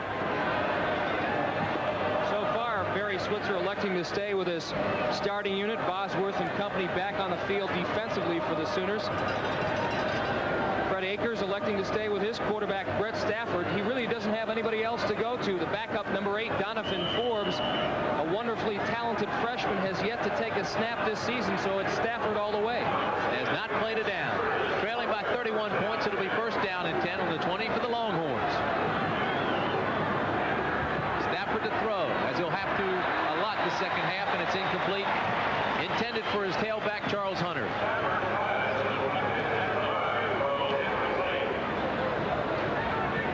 The offense will have to be a lot snappier. Mike, I don't understand why, with a lot of zone, they don't go to a quick 3-step drop, release the ball quickly on the high percentage possession type passes. Painter does have that particular pass in his offense, has elected not to use it so far. Maybe it's not Brett Stafford's best offensive tool. This is an offense that finished 7th and 6th in the conference the last 2 seasons. It'll be 2nd and 10 from the 20-yard line. And Texas shows the I formation. The give inside to Hunter off tackle. Hunter bangs his way out across the 22, possibly to the 23-yard line, and it'll bring up 3rd down and 7. Jim, I'm sure you've seen this happen so many times. Sometimes when you've got multiple offense and multiple formations, you try to do too many things. I think that's the case today. They really haven't had a chance to, say, establish the tailback off tackle more than once or twice. But oftentimes when you have a lot of formations, you have the same basic plays. You don't have that many plays. The formations basically just disguise what you do have, and you can run the same plays out of several different looks. It's 3rd and 7 from the 23. Everybody jumps, and flags fly. Although I don't think that's the case with Texas today. They've run the reverse. They've had Metcalf up in the slot. They've run the I formation and the power off tackles. Painter trying to find something that works with some kind of success against. Disregard the flag. No call. So we will disregard it, pick it up, put it in the back pocket, and we'll start all over again. One thing that has really stuck out to all of us up here in the booth is the fact that Brian Bosworth has no tackles and only 2 assists in the ball game thus far. Obviously, Texas is running away from Brian Bosworth. 3rd down and and 7. The ball on the 23. Everett Gay was in motion. They do this time. Throw underneath. He'll be close to the first down, but he may have taken away and lost a yard when he went back to avoid a tackle. It was Gabriel Johnson. He'll be awfully close. First down. Texas, they did get it. Quick little pass. Stafford looking for Gabriel Johnson. Watch Bosworth here. Initially, he misses the tackle, so on this particular incident, it wasn't a case of running away from Boz. It was a case of Boz being faked out a little bit by a much quicker individual, much quicker athlete than Gabriel Johnson. Just underway in the second half. 13 minutes, 33 seconds remain in the third quarter. First down and 10 for Texas. This is Hunter. And again, the Oklahoma defense pinches him inside and closes down quickly. Hunter, 6'1", 216-pound sophomore, led the Horns in rushing a year ago with 717 yards. It's probably the most complete back Fred Akers has on the team. Sophomore from Odessa, Texas. One that didn't get away. We talked about that recruiting earlier. Big old Richard Reed, left tackle for Oklahoma on that defensive unit, came limping out of the ball game. He's a little bit shaken up. On 2nd and 7, another. The quick pass, and Hunter just drops it.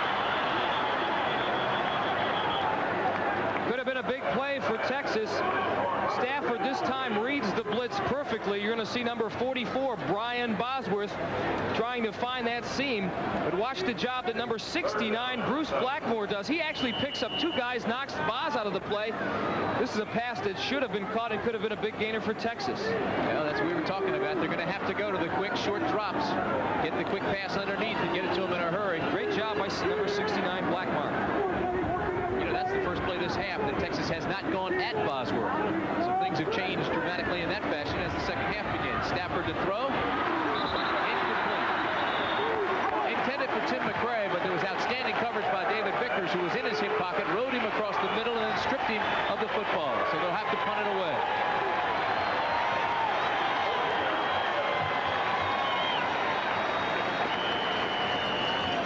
Brett Stafford's statistics have not been great this afternoon, we must admit, or in his defense, rather. His Longhorn receivers haven't done a good job of hanging on to the football. Alex Waits, the barefooted, left-footed kicker, is on to punt to Patrick Collins. And this is a boomer. Collins will fair catch it on the 21. Now there's a flag. The flag is in the area of the fair catch, and they may not have given him 2 steps and room to catch the football. A 45-yard punt. But watch the acting job by Alex Waits here. It's almost as important as the extension that you get with your leg. No one touched him, but depending on your angle and from where you're watching in the Cotton Bowl this afternoon, Waits looks like he may have drawn a penalty, but he was not touched. Nice dive, though. Greg Louganis would have liked that one. But do you know, if the referee thinks that he's trying to fake being hit, that's a penalty against him. We have non-contact interference. First down. Exactly what happened. They did not give him room enough to catch the football when he had his hand up for a fair catch. Non-contact interference. Jamel Holloway comes back into the ball game as quarterback for the Sooners. Lydell Carr, along with Spencer Tillman, are the backs. Patrick Collins, the right halfback. Keith Jackson still the tight end. Derek Shepard is your split end. Lydell Carr, the ball carrier. You talk about a spreading the wealth kind of offense. Everybody gets into the picture. Passing, Holloway and Mitchell at quarterback. 4 different people carrying the football. Keith Jackson having his 1 reception for the touchdown. It is 2nd and 6, ball on the 32. Again, to give inside the Lydell Carr, the fullback. Thomas Aldridge makes the tackle. So many weapons for that Oklahoma offense. By contrast, Texas not being able to do much of anything. As you look at the defensive leaders, Stephen Braggs, the defensive back, had the most with 8, and that means only one thing, that Oklahoma made a lot of forays into the Longhorns secondary.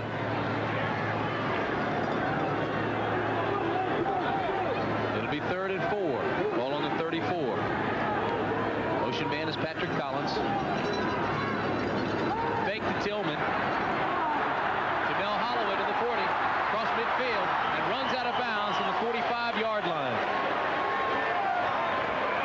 Brian Hay is the guy that had to run him out of bounds finally. He's the strong safety, but the play fake set it up. He came around on the naked reverse and had already broken containment. If Mitchell doesn't kill you, Holloway will. This is simply one-on-one. One great athlete beating another athlete right down the sidelines. He faked me out on that one, Tim. Good job by our camera people just being able to pick up Jamel. We saw Mike January, number 28 for Texas, come out, and he tried to contain him, but didn't break down properly and actually lost his balance as Holloway ran around him. 1st and 10 from the 45. Holloway, the pitch back to Tillman, and Tillman has room on the corner. And he picks up 8 or 9 yards. Lee Brockman, the strong linebacker, came across and pushed him out of bounds, but it's a 9-yard pickup. Texas defense starting to wear out a little bit. So are the fans. And probably the alumni. Derek Shepard, the split end, comes into the ball game with the play from the sidelines. It'll be 2nd down and 2 for Oklahoma. He's ready to give to Lydell Carr, and a fumble. I thought it was a fumble. It's a helmet that came out of the pileup. Here's Becky. Behind me right now, Tim, is Bevo number 12. He is the University of Texas current mascot. To give you a little of the history behind the Bevos, the first one came along in 1916, but in 1921 he was served as steak at a gathering with Texas A&M. Now, considering this, it's easy to understand why a number of Bevo 1 successors have been somewhat testy and temperamental. They tell me the only one of these Longhorns that never really caused any trouble was Bevo number 7. Now, to reward him, after 8 years of duty in 1965, they turned Bevo number 7 out into a lush green pasture. So the moral to this story is it's better to be the diner than the dinner, and good behavior does pay off, Tim. We were on our good behavior today. We had one of those. We thought it was Bevo that chased us halfway across the parking lot this morning. Notice Bevo 7 didn't have much of a smile on his face. That was a Longhorn steer this morning, and actually went wild and broke through a fence and came at our car. Probably took a look at that red tie of mine and got loose from the livestock exhibition here at the Texas State Fair. It was only one Longhorn, but I'll tell you where I come from, they call that a full-fledged stampede. 2nd and 10 from the 33-yard line. Oklahoma in the wishbone. Holloway has the corner to the 20. It's a foot race to the 10, to the 7-yard line before he's finally knocked out of bounds by Stephen Braggs and Tony Griffin.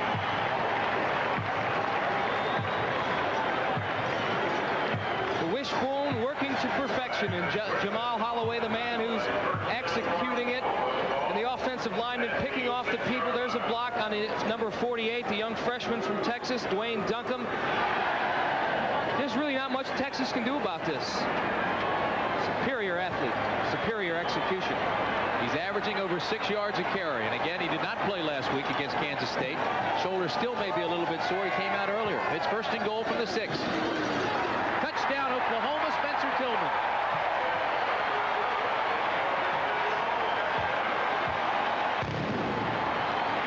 Get out the wide-angle lens, boys. Barry Switzer's about to smile.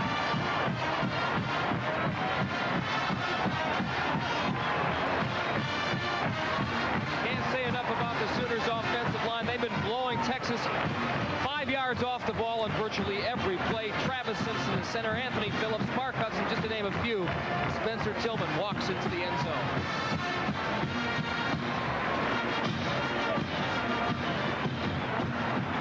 Tim Lasher is good with the extra point. It's time to get out the calculators. Oklahoma, commanding lead, almost embarrassing at this point, 38-0 over Texas. Well, Oklahoma came out for the kickoff, and the special team guys were looking up in the stands to the Oklahoma folks and saying, come on, let's whoop it up. Let's go after them a little bit more. So the Sooners are having some fun this afternoon, but for the Longhorn, it is a long afternoon.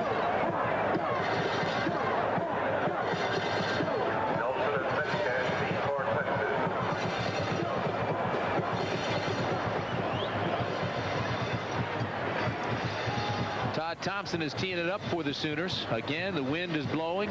Flags are straight out, so they will hold it in old-fashioned style. Ricky Dixon is the man that'll hold it. He's a defensive back.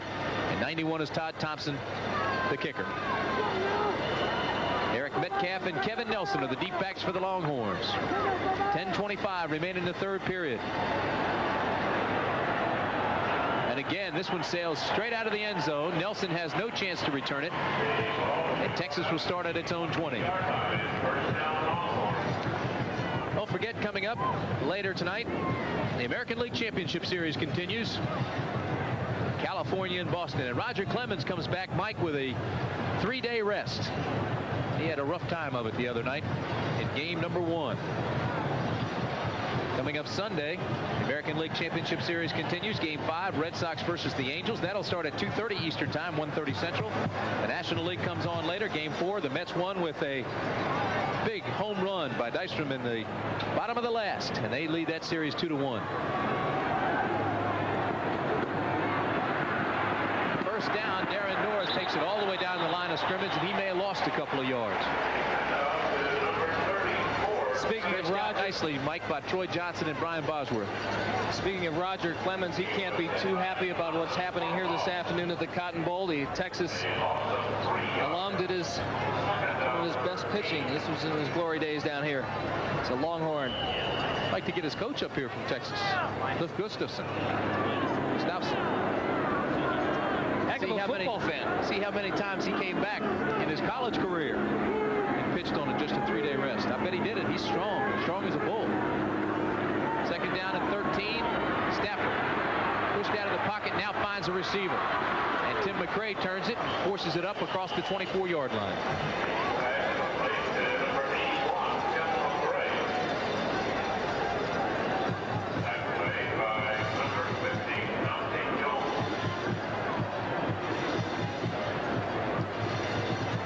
Want to be in that man's shoes. Well, you know, the evidence of the slippage is 1 conference title in the last 8 years and only 2 Southwest Conference titles in his entire career. And the boosters that want him ousted jump right on and say, hey, look, that first one, he had Earl Campbell and all of the recruits that Darrell Royal brought into Texas. It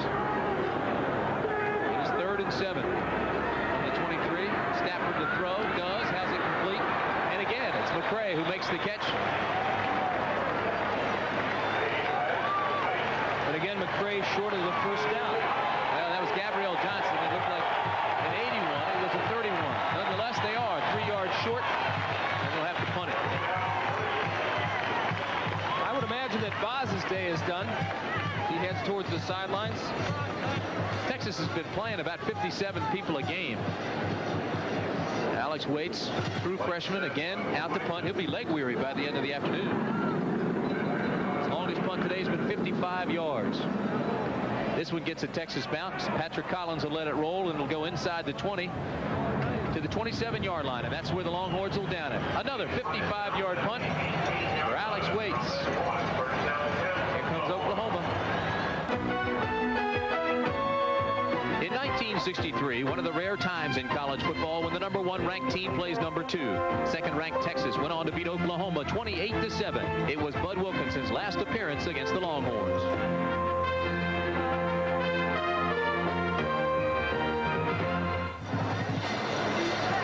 With 8 minutes and 44 seconds remaining in the third period of play at the Cotton Bowl, Oklahoma has changed quarterbacks again, and Eric Mitchell comes into the ball game. Jamel Holloway now takes a seat on the Oklahoma bench. Derek Shepard goes wide to the type of your screen. First down, the ball on the 18, and the give inside to Anthony Stafford, and he's tripped up immediately. You know, this will tell you how the afternoon has gone for Oklahoma. Spencer Tillman is the leading ball carrier today, and he's averaging 9.5 yards a carry. So almost a first down every time he touches it. Holloway has 8 yards. Collins is 8 yards. Stafford's 8 yards. Keith Jackson is 13 yards. The least is Lydell Carr, averaging 4 yards a carry. That's scary. This is Mitchell. Turns it up. Has one man to beat and can't do it. Pretty good gain, though, and he's up near a first down. Stephen Braggs broke down and made a good tackle. A couple of weeks ago when Oklahoma beat Minnesota 63-0, somebody asked the Golden Gopher coach if he thought Barry Switzer was running up the score. He said, no way. The athletes they kept trotting out onto the field were just that good. They wanted to score. They have to try to score. Well, they have been dominant. Sooners beat UCLA 38-3, Minnesota 63-0, Kansas State 56-10, and they're leading here 38-0.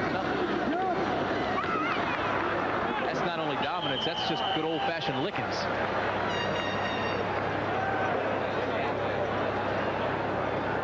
Indiana Hoosiers losing their first game of the season, 24-22 to Ohio State, so they're now 4-1.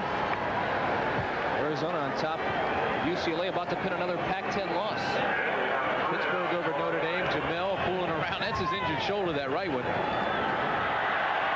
Well, you know, they just don't feel any pain, though, when they play Texas. Well, everybody talks. You see the Penn State score.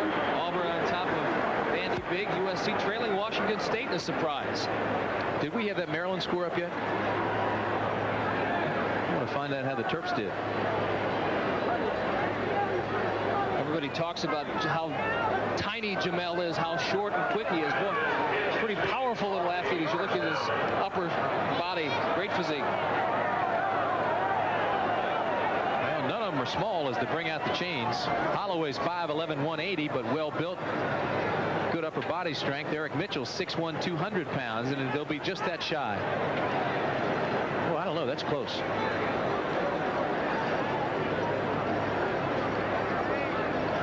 So Oklahoma will punt it away. Todd Thompson comes back on to punt.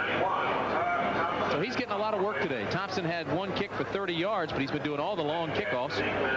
Eric Metcalf is the lone return man for Texas. Longhorns have 10 men at the line of scrimmage. Will they go for the block? Well, I'll tell you this. Metcalf is exciting. The first time he ever touched a punt in college football, he returned it for a touchdown. I don't think he'll get the field with this one. It hits at the 37-yard line, and that's where it'll die. 34-yard punt. Oklahoma leads 38-0. Texas will have the ball. Ball action as the second-ranked Alabama Crimson Tide tackles Tennessee, or a key Southwest Conference game. Coverage begins with College Football Today. Jim Lampley in New York, two potential big upsets. In fact, this one is a big upset. Texas Tech has beaten Arkansas and Fayetteville 17-7. 2 touchdowns in the game by Texas Tech. Bouvier Dale and Billy Joe Tolliver. Great Southwest Conference names. Meanwhile, Southern Cal's unbeaten Trojans trail 17-0 at halftime in Pullman, Washington, and UCLA has come from behind to now lead Arizona 24-18 on a Gaston Green run. He had been out until this week with injury. Now let's go back to Dallas. Jim, you mentioned the Arkansas upset. We want to take this opportunity to pass along our best wishes and hopes for a speedy recovery to Frank Broyles. Frank's recovering from minor surgery. He is in Little Rock. And Frank, as you know, is a friend of all of us here at ABC Sports, and we want to pass along our best to Frank and Barbara and hope Frank gets well. First and 10, Texas. They get it out to Everett Gay, and Everett Gay takes it across the 45 to the 47-yard line. 15th ranked Arizona State on top of Oregon at halftime. Bill Curry's gang big over NC State. Illini bouncing back after that 14-0 loss to Ohio State that beat Purdue. It is second down and 1. We've got 6:33 remaining in the third period. The ball is on the 47. This is a good opportunity for Texas to break loose. Make a big play. Bosworth showed blitz and then backed off. And Texas is not going to get the first down on that play. Looks like their plays are taking too long to develop, especially on short yardage offense situations. So long that backside defensive tackle Steve Bryant could run it down. Florida big over my little brother's team. He's coach for Kent State, 52-9. Army on top of Tennessee. What is wrong with the ball?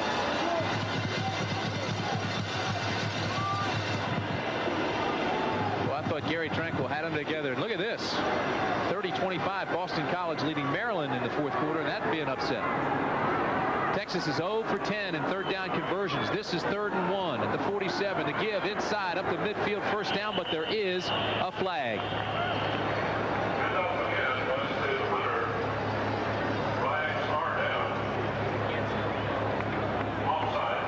And it is against Oklahoma, so the first down will stand. Mike, what goes through your mind, and I guess all of us have been in these ball games, but what goes through your mind, especially in a rivalry, when you're just getting knocked all over the field and you trail by 38 points?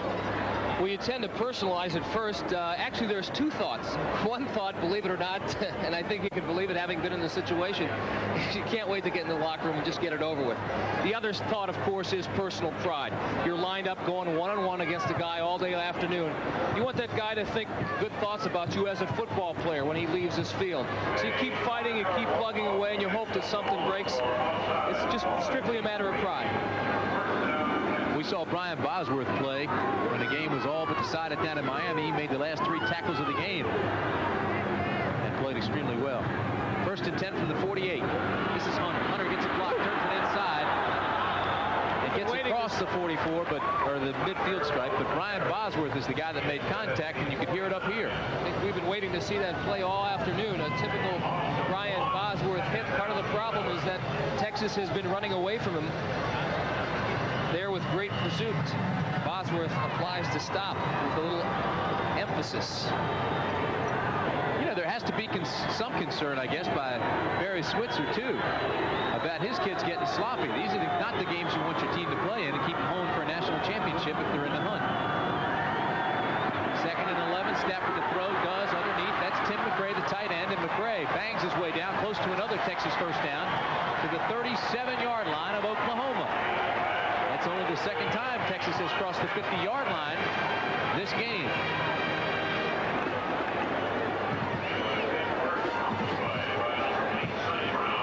Last week in the 56-10 win over Kansas State, Barry said afterwards, we didn't play well enough to beat Texas. Today they've got 38 points on the board, and you can assume that they'll probably say the same thing next week about next week's opponent. Well, the Texas fans have gotten a little bit excited, but the ones that are making the noise are the Oklahoma fans. They want the shutout against the rival Longhorns. First and 10 from the 38. Stafford to throw.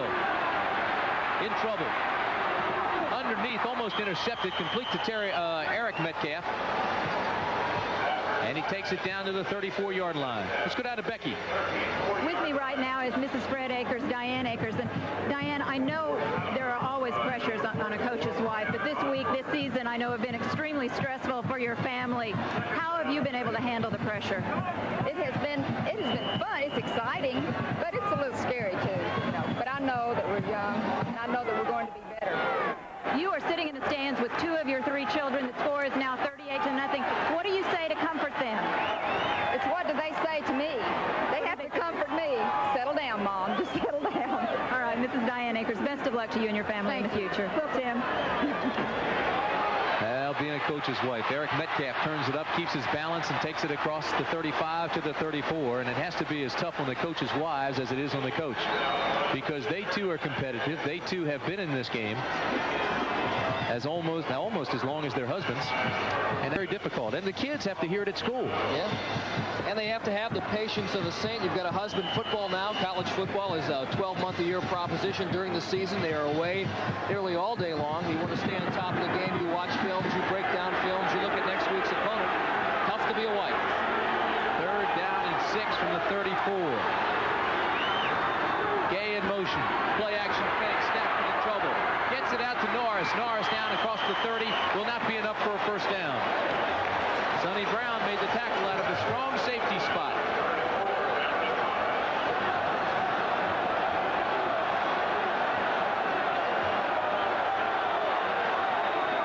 Crowd crying for Texas to go for it. 4th and 2. And Texas will on 4th and 2 from the 30-yard line. 3 minutes, 16 seconds remaining in the third quarter. This is as loud as the Texas fans have been all afternoon.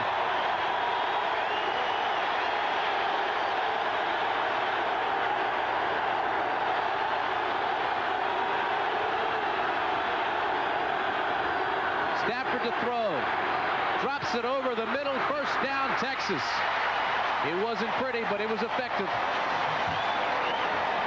Tim McCray had to go high in the air to pull that one down. I don't know what his vertical leap is on the play, but Stafford, one of the poorest passes he's thrown all afternoon, off of his back foot, a little jump pass, but watch his one-hand grab, and he gets the first down. McCray looked like he was trying to pull down a long fly ball for a home run by Lynn Dykstra. A big rebound underneath the bucket. First down, Texas.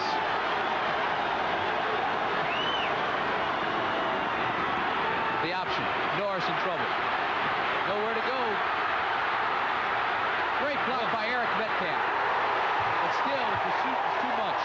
David Vickers was there to make the first hit, but there were a host of other Oklahoma Sooners.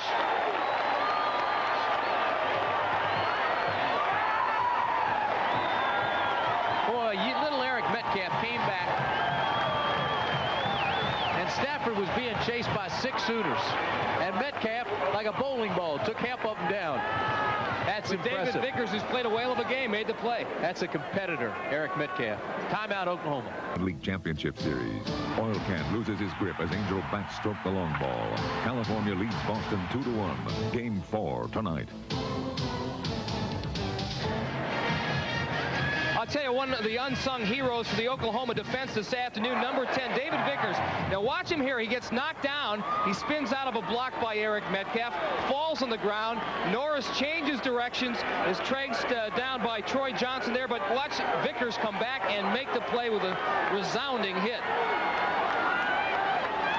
Second down, 22 yards to go. The ball on the 33. Texas with the football. Stafford the pass. Has a man, and it's incomplete. Gabriel Johnson came in on the post pattern, was open and had the football but couldn't hold on. Have you noticed how the complexion of this game has changed a little bit, Tim? Some of the emotion that we were looking for in the first quarter is finally now present here in the third. To watch Gabriel Johnson split the seam there. Should have made the catch. And talk about statistics. Did you see? OU has outrushed Texas today 50-1. 301 yards to 6 on the ground. You're laughing, but that's not funny at all. It's not funny to Austin. You're right. Timeout, Texas. Stafford wants to talk things over. And there's what you're just talking about, Mike. Oklahoma 301 yards. Texas has 6, and that is somewhat amazing.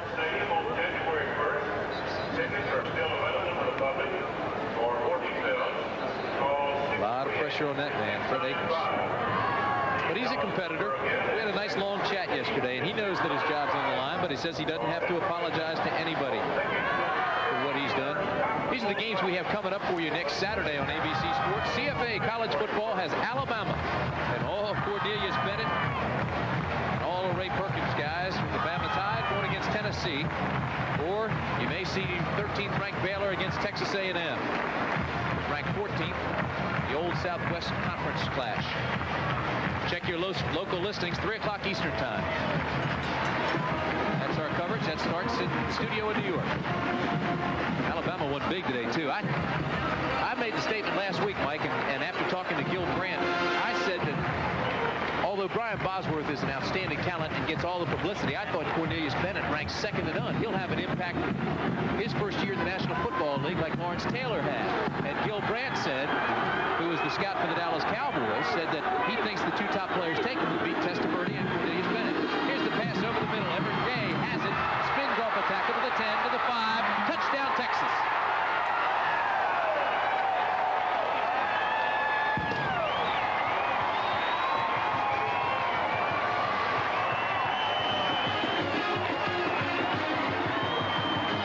Perseverance, tenacity, competitiveness.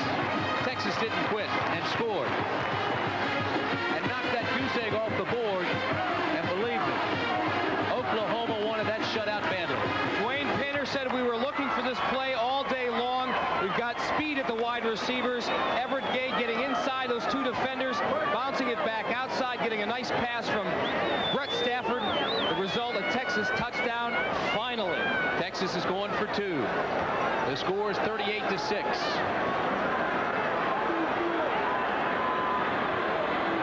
Gay in motion. Stafford to throw. Rolls to the right. Has a run-throw option. Stops, throws back, and it's incomplete. Well, the receivers ran out of real estate down in the corner. They were skating along and trying to stay with Stafford. They got to the sidelines the same time he did, rather than one of them breaking off and running a broken pattern to help him out. Let's go back to New York. Here's Jim Lampley.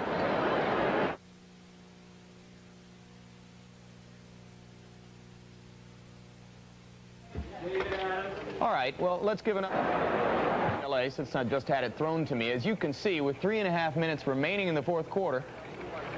You're not on. I'm not on. Now I am on. Okay, let's give an update of Arizona UCLA in the fourth quarter. 3 minutes and 30 seconds remaining after UCLA had come back from down 18-0 to go ahead 24-18. Arizona has now come back on a halfback option pass for touchdown. The extra point giving the Wildcats a 25-24 lead in Pasadena. 3.5 minutes to go. Now let's go back to Dallas, and I hope they're ready. Jim, we were both on, and Texas is on the scoreboard now too. 38-6.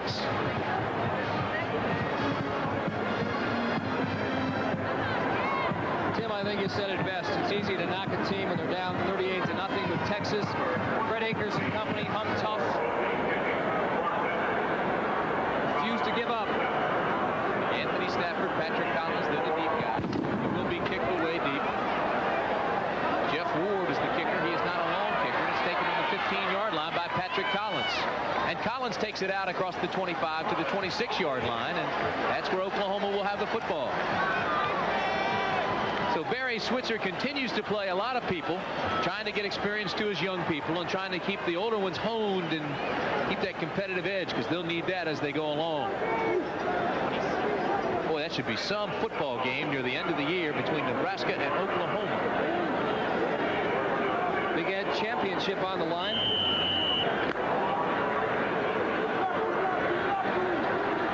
Derek Shepard comes wide. Leon Perry, Earl Johnson, and Anthony Stafford at the backs. Eric Mitchell is the quarterback. It is 1st and 10 from the 26. Eric Mitchell goes down in a pile. Good penetration that time by the entire defensive line of Texas. Thomas Aldridge was there, Terry Steelhammer, and Ken Hackemeck.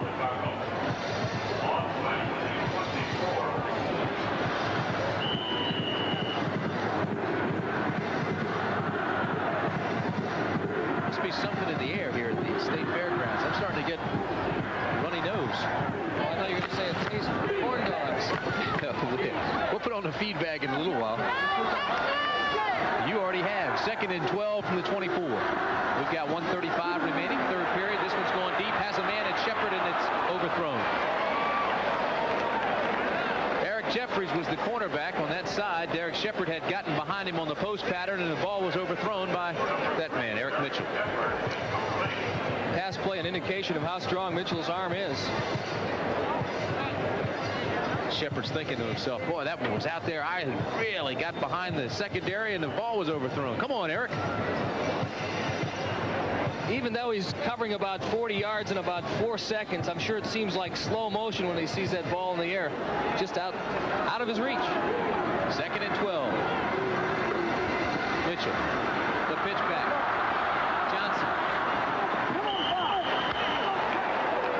Johnson is ridden out of bounds at the 32 by Stephen Braggs.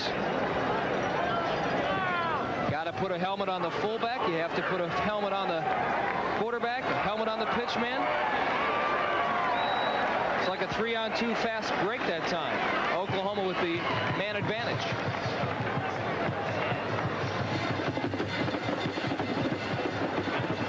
Tom Dotson comes out on the field late. He was sleeping on the sidelines and just watching a good ball game, but now he's on to do the punting. And it's Eric Metcalf, who is deep for Texas. I'd love to see Eric field it. High punt, and Eric will fair catch it on the 26-yard line.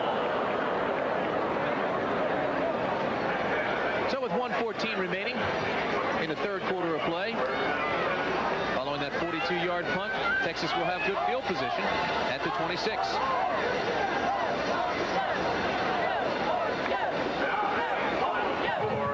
Don't forget, coming up later this evening, the American League Championship Series continues. Game 4, Boston with Roger Clemens on the hill, going against the California Angels in Sutton. That's tonight, 7 o'clock Central Time, 8 o'clock Eastern Time. And it's been an outstanding series, both in the National League and the American League thus far. Marvelous game this afternoon. 1st and 10 from the 26. Stafford Good pressure. Unloads it down the middle of the game. And knocked away nicely by Brian Bosworth. And that will show you the agility of a big man who is 6'2", 245. Brian Bosworth. Tim, you mentioned the head of Dallas Cowboys player personnel, Gil Brandt, earlier. The knock on Bosworth, if he has a weak link in his overall picture as a defensive player, it's pass defense. They say he has to get a little bit better at that. But watch the deep drop by the Boz. Gets back in plenty of time and breaks the play up. That linebacker's supposed to get back about 12 yards, settle into a hook zone, and then skate with the quarterback. He went beyond that and played the ball like a defensive back. 2nd and 10. And Darrell Reed came through untouched for the sack. Boy, somebody up front threw a lookout block. Just turned and said look out because they didn't touch Reed. Like David Vickers, Reed's another guy who doesn't get all the press notices in the world outside of Norman, Oklahoma, but he's a player. Well, you know, Oklahoma will do that, though. They'll play a few games up front. That time, Darrell Reed played a game, came behind Richard Reed in a little loop, and came through cleanly. It just never was picked up. Well, that'll bring up 3rd down and a taxi ride for Texas. 21 yards for the first. The ball now on the 15. And this could be the last play of the 3rd quarter. Stafford, quarterback draw. Nothing there. Now he breaks loose. Nailed at the 20-yard line. Troy Johnson made the big hit. He's the right end. Got lost in the traffic, and when Brett Stafford went to stop to look for a cutback, he met Mr. Johnson.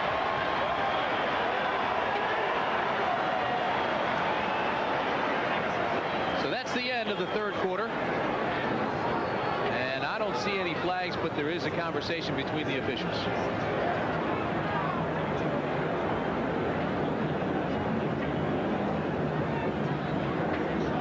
Texas punting team coming onto the field. Alex Waits. Well, they're saying that Oklahoma had called a timeout before time had expired. So what they'll do is give Oklahoma the timeout. And I think they'll switch sides, or will they? Switzer is on the near sideline. The Oklahoma sideline, Barry is arguing with the official. He's saying he didn't call any timeout.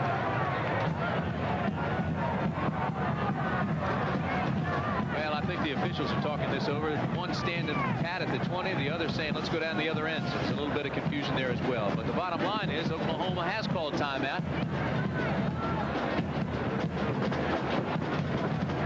And they will stay there. Oklahoma will punt from its own 20.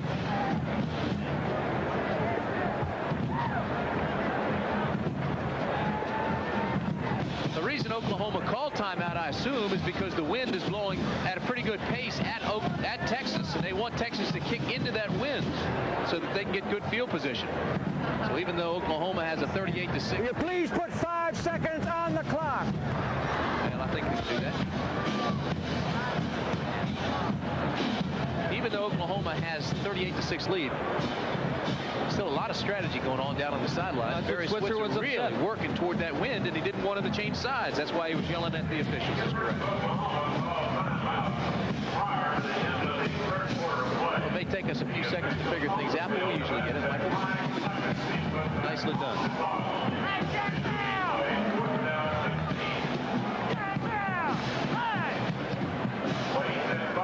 Alex waits to punt. Patrick Collins is deep. Waits. Does not get off a good punt. It'll hit at the 49-yard line. Get a big bounce, and Collins will take it. Nowhere to run. Gets it back almost to the 35-yard line. So it was a 48-yard punt. And we'll return to the Cotton Bowl in Dallas after this message and a word from our local stations. Retton, she is now a freshman student here at the University of Texas. And Mary Lou, this is your first Oklahoma-Texas game. What are your impressions? Well, I came prepared. I was told that it was so much. One half of the stadium would be red and one would be orange, and it's true. And there's so much enthusiasm. It's great, really. You announced a couple of weeks ago your retirement from gymnastics. How are you doing in the quiet life of a student now? I love it. I really do. I accomplished my goal in 1984, and now I really want to make education my goal now, and I want to make good grades. So. All right. Best of luck at the University of Texas. Mary Lou Retton, Olympic gold medalist. Tim. She's energizing the Longhorns. First First and 10 at the 34, and the give inside the Lydell car. Retired at the tender age of 18, and she still has that $1 million Wheaties grin, huh? Hey, Bobby!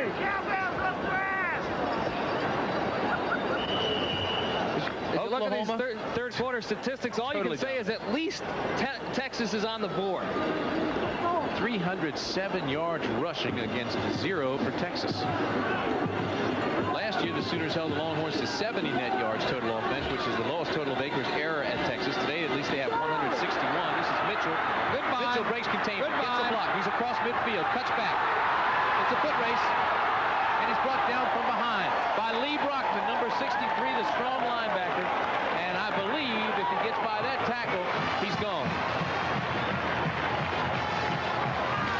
Just another amazing example of this kid's talent. If he wasn't playing at Oklahoma, he'd be a starter anywhere else in America. A lot of this, Tim, is just individual effort. Great fake to the fullback, and then he's off to the races. Watch how many moves he makes. He sets up blockers like a running back, and then the rest is all his own doing. Cuts back against the grain. He's got a foot race with Lee Brockman. That's the only man to bring him down. Otherwise, 40 yards. Patrick Collins to the 10, to the 5. Touchdown, Oklahoma.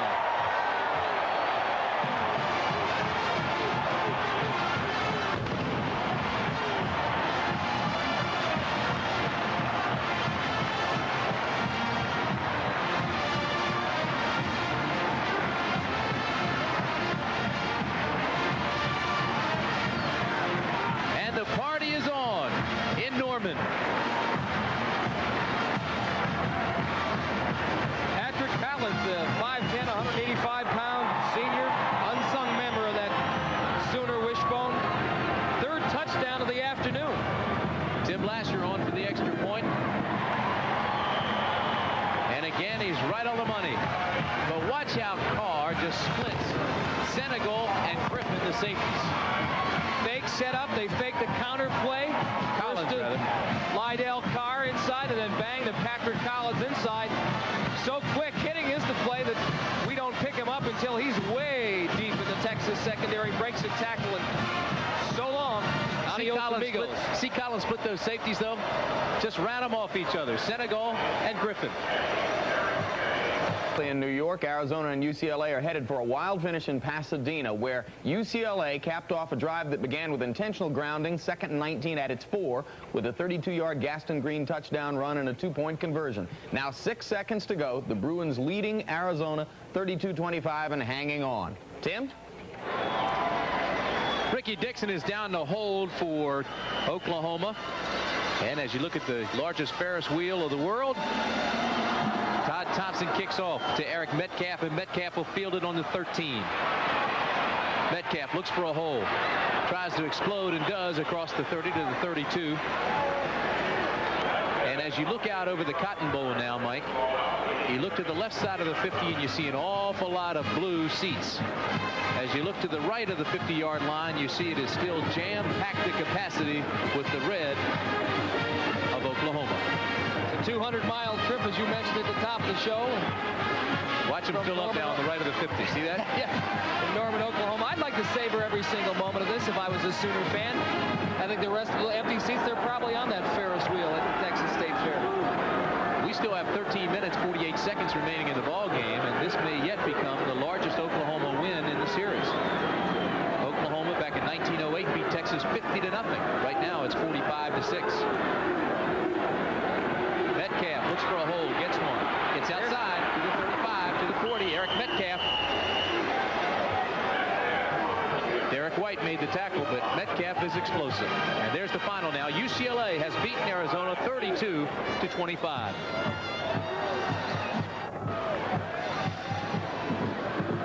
You know, we've talked about that since the beginning of the telecast, Mike, that Texas had to go with the big play guy, Metcalf, and they really haven't done it that much. They haven't. It goes back to the point I made, Tim, about maybe trying to do too many things instead of just getting the ball to Eric. But it'll be 2nd and 1. The ball on the 41. Away, switch to the right. They call that waggle pass, and they had it right from the get-go. You could hear the call from the Oklahoma sideline. They said, watch the waggle pass. The waggle is when you send everybody one way, the quarterback goes the other with a blocker. He went out that way, and Scott Garl, number 49, the defensive back, was not fooled. It's a good scouting report. They could just tell the way McCray switched formations, went to the tight side, the right side, that the waggle was coming. Tipped it off. They have not gotten lackadaisical with a 45-6 lead.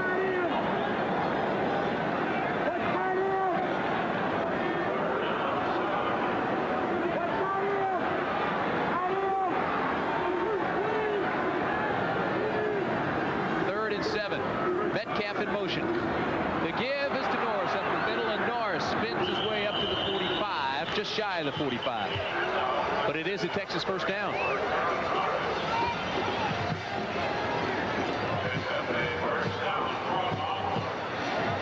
Fred Akers does have quality players. This is the best collection of offensive talent he's had in 10 years.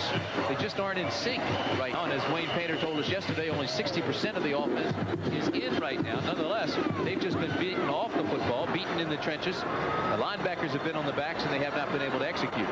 But at least this second half, anyway, they're playing a lot more enthusiastically, I think.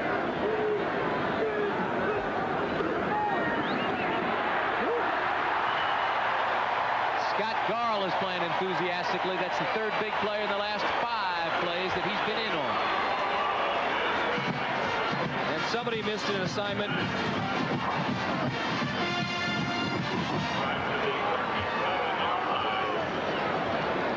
You have to wonder, Mike, if Dwayne Painter is trying to put too much offense in. And we've talked about this, and we don't want to beat it to death, but he does have talent on that offense. I mean, there are kids on that offense of Texas that could play anywhere in the country, be starters and stars, and they haven't meshed together. They aren't playing that well. In their 2 wins, they only won by a total of 4 points. Second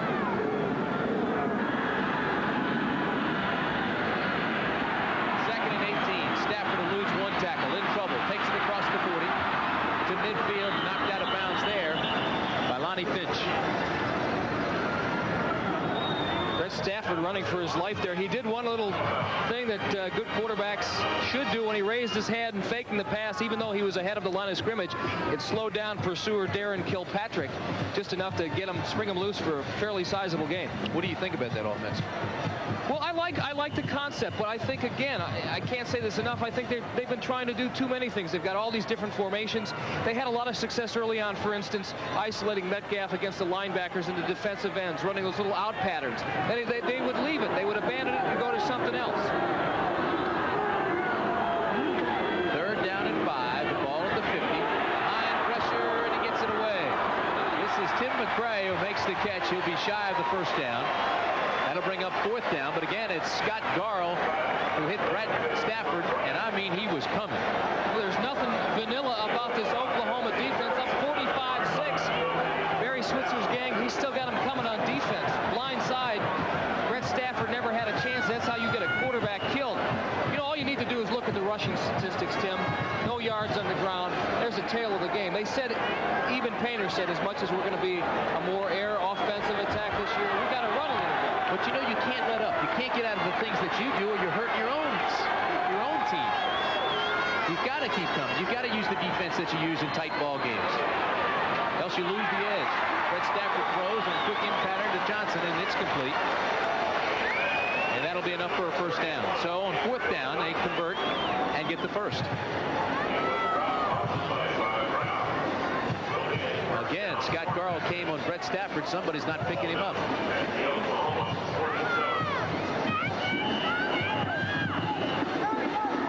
58-7. Number 1 Hurricanes continue to roll. Michigan State without Lorenzo White, losing to the Wolverines, 4th-rated Wolverines.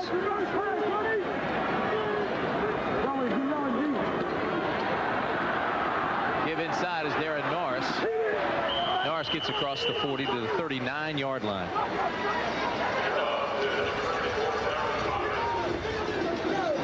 This be a shocker, huh? USC trailing Washington State by 10 at halftime. Sun Devils by 20 over Oregon. Well, let's Let's talk about some of the dominant teams around the country, Mike, while we still have 9 minutes left in the ball game. 45-6 Oklahoma. Texas has a nice drive going here, but Miami winning awfully big against West Virginia. Alabama, we saw last week, dominate Notre Dame. Flanker screen, Everett Gray. Gay picks up a block, and he's close to another Texas first down, so it'll bring up 3rd and short. Nebraska is unbeaten and getting stronger, and a lot of youngsters there with Taylor and Keith Jones. You saw them against Florida State. They are a good football team. Penn State, for some reason, always seems to struggle against Cincinnati. The Bearcats aren't that bad a football team. Michigan beat Michigan State today, so the Wolverines go to 5-0. And then, of course, we have Oklahoma here with 45 points in the Penn State. It's going to be a race for number 1. Right down to a lot of strong teams. Right down to New Year's Day. 3rd down, 1 yard. Needed for the first. This is Metcalf, and he has the first down, but there is a flag. Metcalf is exciting. Talked about him being the son of famous NFLer Terry. He really admires his dad, and he watches videotapes. When he was a little kid, he watched videotapes. He watched Monday Night Football. Did everything he could to pattern his moves and the way he runs after his father. His dad, of course, the great running back for the St. Louis Cardinals and later with the Washington Redskins. Worked for the Washington Federals for a while in a public relations capacity. Here's the call. We got offsides on the red. First down. Metcalf never worked with weights until he got to Oklahoma, and he says, hey, my dad said it comes from the legs. You don't have to be that strong to hold on to the football up top. Terry's right about that. Great athletes are strong from the middle of their torso right through their top, their kneecap. Wouldn't be surprised to see him in the 1988 Olympics. Brett Stafford on first down. Again, his pressure. Here's the guy we're talking about. This is Metcalf. Touchdown, Texas. Eric Metcalf.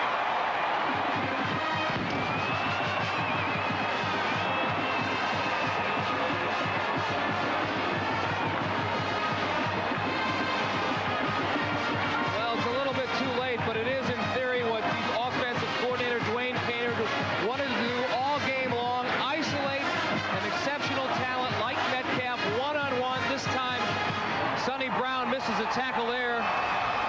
Or actually, Lonnie Finch, rather, the left cornerback. And when you've got a guy like Metcalf, who is an exceptional player, one-on-one's the only way to go. And finally, they make it work. Eric Metcalf, he is only an 18-year-old sophomore.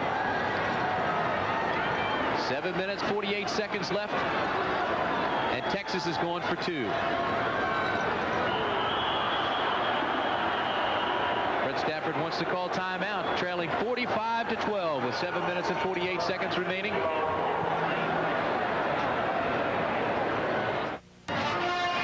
45-12 is the score with 7:48 remaining in the ball game, and Brett Stafford had heated up on this last drive.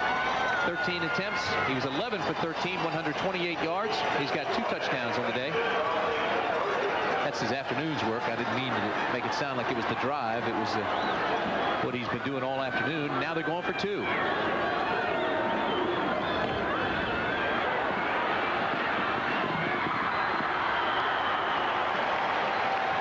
Intended for Gabrielle Johnson, and it was broken up nicely by Derek White. So again, they get shut out on the 2-point conversion, and the score remains 45-12. Coming up next Saturday, don't forget, CFA coverage continues on ABC Sports. Alabama and Tennessee will be seen, along with Baylor and Texas A&M. Big Southwest Conference matchup between the 13th and 14th ranked teams in the country. Check your local listings for the game and time in your area. Next Saturday, CFA football continues. Another chance to see Cornelius Bennett in action, and you know I like him. He is a heck of a player, Tim. Big, strong, and I'll tell you, he knows the difference between come here and sick 'em.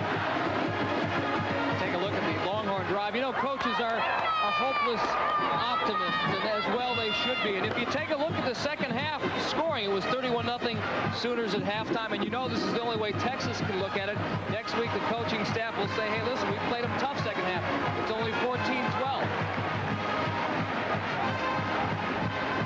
They've done a lot of good things. They've played with more emotion, done some things better offensively. that's the right approach, though. You're going to have to take these kids back in the locker room, back to Austin, talk to them, and get their heads screwed on correctly. Give them a checkup from the neck up, get rid of all that stinking thinking, alleviate those hardening of the attitudes. I'd burn the first half films and show them only the second half. This is what we can do against a good team.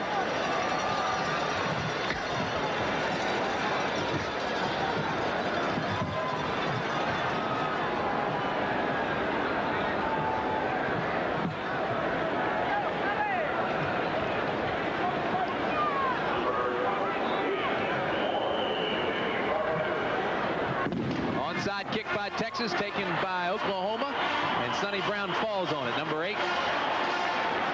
And it will be Oklahoma's ball up near midfield. In Texas territory, they'll mark it at the 48-yard line. So the ball was kicked well for the onside kick, took that big hop. They didn't have a blocker down there to take Sonny Brown out, and a retrieve man to catch it.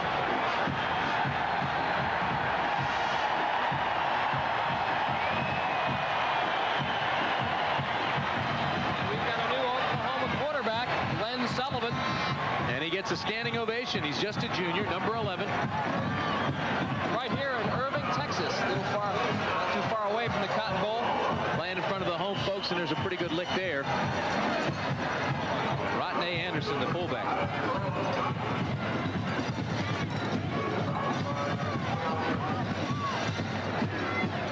Sullivan does not get a lot of work, obviously, with two quarterbacks like Jamel Holloway and Eric Mitchell. Probably played a lot of Brett Stafford this week. Remember the scout team. Brian Espinosa had the big hit that last play, and he goes out now. I think he may have busted a face mask. 2nd and 10 from the 48. The fake to pitch. Outside is Stafford, and Stafford's down inside the 45 to the 43-yard line. There is a flag.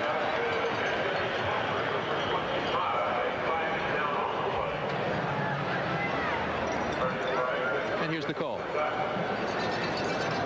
Holding against Oklahoma.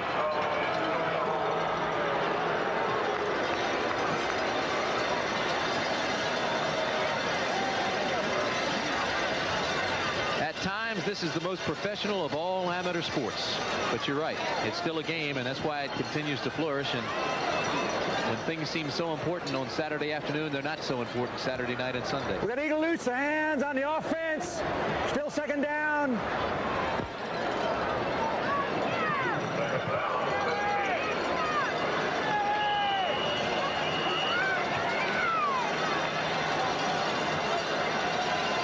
.6:55 remaining in the ball game.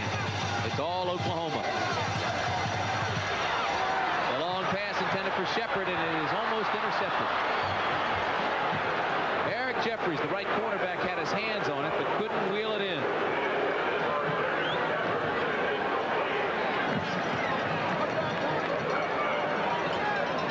It's a pretty good arm on Sullivan. It was a little bit of a quacker, though. Well, it didn't have the spiral, the tight spiral. It didn't have the velocity, but it went a pretty good distance. And you got to remember he's a southpaw. And they don't get that tight spiral. Little Kenny Stabler action on it. Texas bright spot for the future, I guess, as you look over this game, is Alexander Waits, the punter. 7 punts, 46-yard average, 2 inside the 20. Len Sullivan, the carrier. Mike January, the tackler.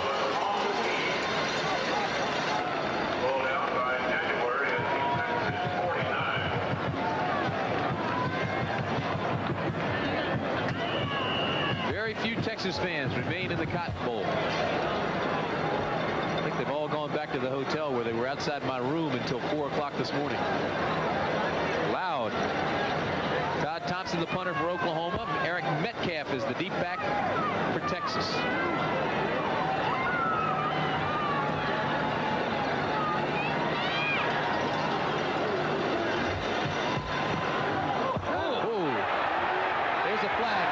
And the ball goes out of bounds at the 15, but it's all for naught. They'll bring it back and give Oklahoma a first down. I do believe.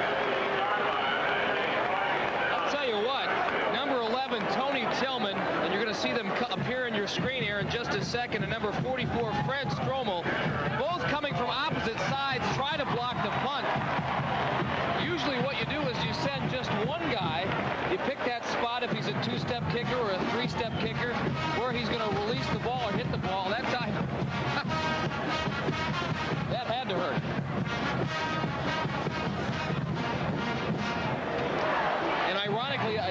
looks like as though they're going to get a call for roughing the kicker. Well, it won't be enough for the first down, I don't believe.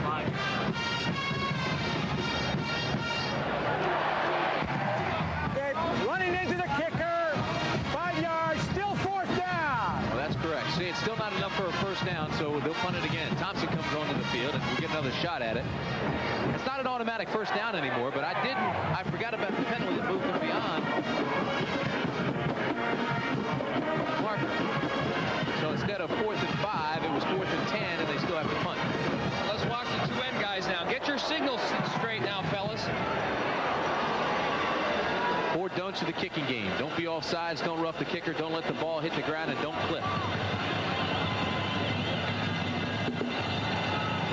Trying to draw them off sides to get the next 5 yards and penalty. Finally the snap. Again the pressure. Metcalf makes the fair catch, and the ball does not go into the end zone, and it's down to the 1. Kevin Thompson, the defensive back, just a freshman, number 22, got down in a hurry and downed it on the 1.5-yard line, a 43-yard kick. Fact of the day. Here is the fact of the day. While Indiana was trying to beat Ohio State in Bloomington for the first time since 1904, regular field goal kicker Pete Stoyanovich was at home, missing the game because of the death of his mother. A backup field goal kicker whose name need not be used here missed 35 and 39-yard field goal tries, either one of which could have provided the winning margin in the game. Tim Brandt, don't let those nattering nabobs at USA Today tell you Monday anything else was the fact of the day. That was the fact of the day. You also get the Hustle Award for trying to find it. Well, we've got a new quarterback here, Jim Lampley. Donovan Forbes comes in, and he'll now be taking his first snap of the year. His first snap as a Longhorn, actually. He was a redshirt freshman last year. And the ball is loose in the end zone. Safety. Mark 2 points on the board for Oklahoma. Eric Metcalf went after the loose ball. Liddell Glenn came after the left cornerback from Oklahoma. And 2 more points go up on the board for the Sooners. How many times do we see this happen when a new quarterback comes into the game? Sometimes there are exchange problems. There, Forbes, it looks like a pretty good handoff, hits Metcalf a little high up on his shoulder pads. He never controls the ball, and before he can, Liddell Glenn is there to register the Oklahoma safety. Welcome to big-time college football.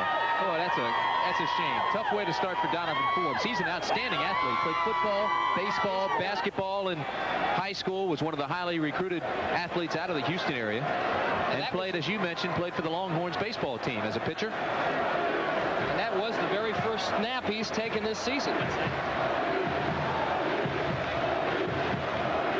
Well, it's the first snap he's taken as a Longhorn in real competition.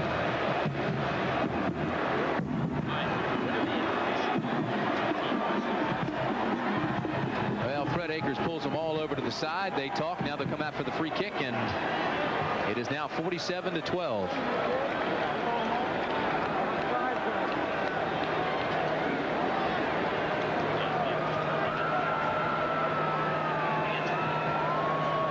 Alex Waits, number 80 for Texas, the barefooted, left-footed kicker, will punt it to Oklahoma.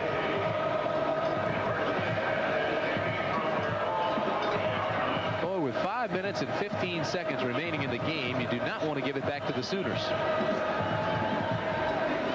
Patrick Collins and Derek Shepard are the deep backs, awaiting the kick. And it's a good one.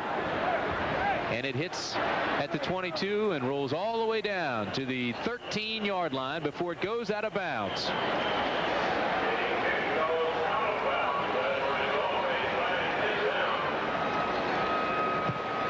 (47-12). Mike, what do you do mentally now? I mean, to restore this, it just continues to get worse. Now, this is like a kickoff, and it goes out of bounds, so they'll be penalized 5 yards, I believe. Isn't that the way it works, Mike? And then move it back now and kick again. This time from the 15-yard line. I'm sure that's the way it works. It is a free kick following a safety, but you have to keep it in play. This time they'll kick from the 15-yard line. Frustration upon frustration.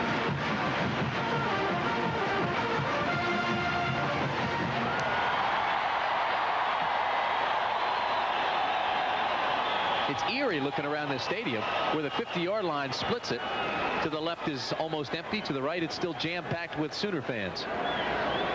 And the opposite is true on the field. You've got all the Sooners on that side of the field. And a frustrated band of Longhorns all lined up along the 12-yard line. Long day. Oof.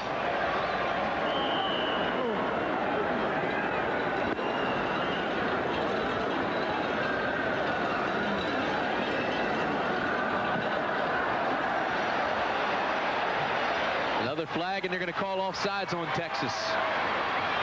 Collins returns it to the 35, but I believe Texas was offsides. Sloppy. We are getting sloppy now. We have leveled off, gone into mediocrity at best. Well, let's do it all over again, fellas. This time for the 10.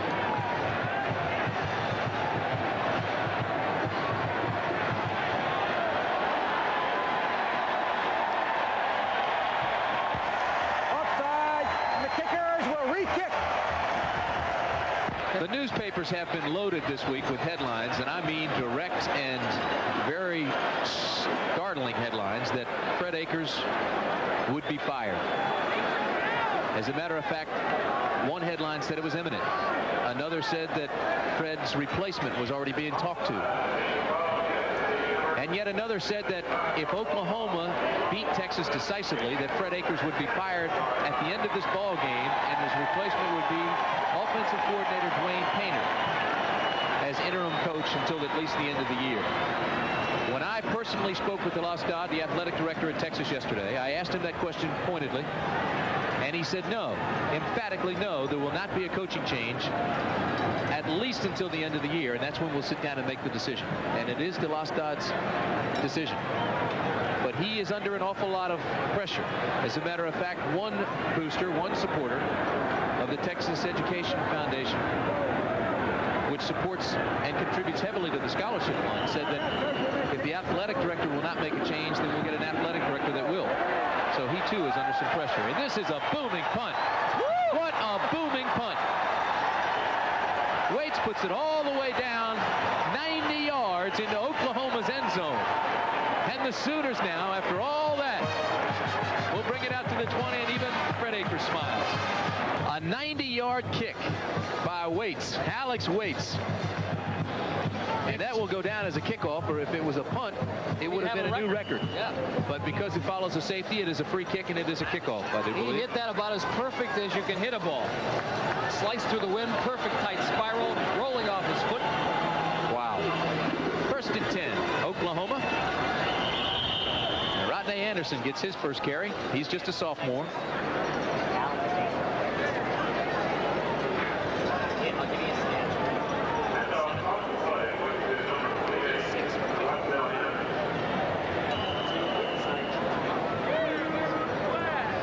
Sullivan now getting a little bit of experience. The quarterback, 6'3", 210-pound junior from Irving, Texas. The quarterback at Oklahoma now.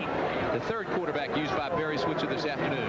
Mel Holloway had an outstanding performance. Eric Mitchell came in and lit up the scoreboard, and now it is Glenn Sullivan's turn. Eric Gross, just a freshman, gets his first carry of the day. So now Barry Switzer continues to play everybody that he brought along on the trip to Dallas, Texas. We talked about the number of some of the recruiting problems that Fred Akers has experienced of late. You have to go to the 30 scholarship limit as part of the problem. It has sort of spread the wealth. There's been, I think, recommitment on the part of other Southwestern Conference schools towards their football programs. That is cut into the Texas high school talent, not just Oklahoma. Sullivan on the bootleg brings it around, and he'll get across the 30 before he's taken down there, and he'll be close to a first down. Stephen Braggs is the man that made the tackle. But Mike, even at that, what the boosters are upset about is that he's not getting the blue chippers in the home state to come to the University of Texas, which used to be a lot. They say now they're going to Baylor, Texas A&M, SMU, and even Oklahoma. Oklahoma, as we mentioned, has 23 Texans on its roster here today. And the boosters say that the Longhorns got only one true blue chipper last year from the Texas. The question is, can they ever regain that prowess? He used to be a high school kid growing up in the great state of Texas, dreamed of being a Longhorn, but no more. Eric Dickerson, Craig James wound up going to SMU. Of course, Billy Sims from Hooks, Texas, goes to Oklahoma. It's all changed in the last 10 years. Rodney Anderson again gets the carry. Oklahoma had loaded up. Today's Texas-Oklahoma game has been produced by Kurt Gowdy Jr., directed by Andy Sedaris. Technical Director Werner Gunther, Wink. Associate Director Ben Harvey. Technical Manager Mike Fisher. Unit Manager Rob Brodlick. Assistants to the producer Bruce Dunn and Jack Laurer. Statistician Dave Burnson and spotter Todd Barrett. We've got 2:48 remaining in the Cotton Bowl at Dallas. The game has been over since the first series that Oklahoma had the football. It's 47-12 Sooners. Len Sullivan taken down by Terry Steelhammer. Steelhammer is a senior. He's 6'3", 260 pounds, a fifth-year senior out of El Paso, Texas. Oklahoma fans are wondering if Brian Bosworth will return. He will graduate this spring and still has a year of eligibility left.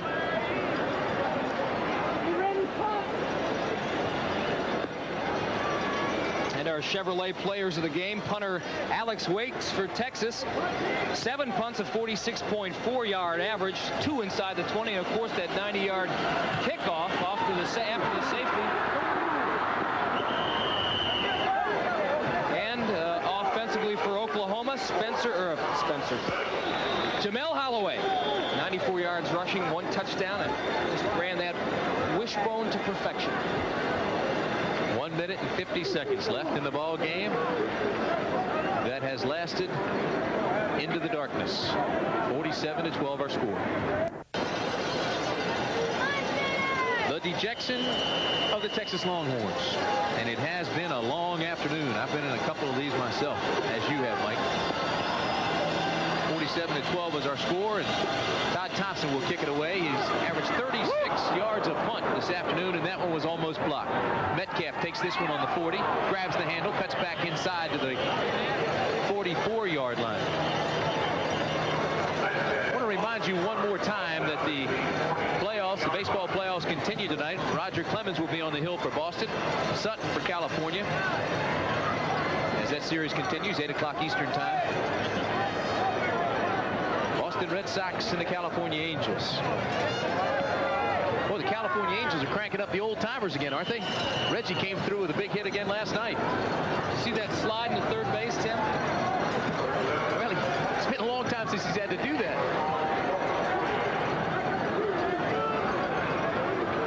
From the 43, first down, 10 yards. Hunter goes in motion. Blanker screen, Kevin Nelson, and Nelson takes it across midfield to the 48-yard line. Donovan Forbes got it out in a hurry. So he shows a little life in that arm. And he's got his first completed pass as a college player.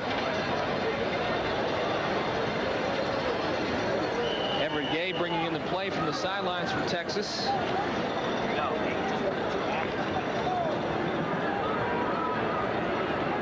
Fred Akers' record will go to 83, 27-2. He is a good coach. He is tenacious. However, his organizational skills have been challenged by the boosters. That umbrella covers recruiting. Forbes unloading it, throwing it deep to Gay, and it's almost picked off. And again, he goes deep, and he's showing everybody what kind of arm he has. Kenneth McMichael was the defensive back who almost picked it off. He's just a freshman. But Donovan Forbes goes up top again. Alabama big over Memphis State. Tide continues to roll. Number 2 in the country, Penn State. Actually trailed Cincinnati before rallying to win. Cincinnati's not a bad football team.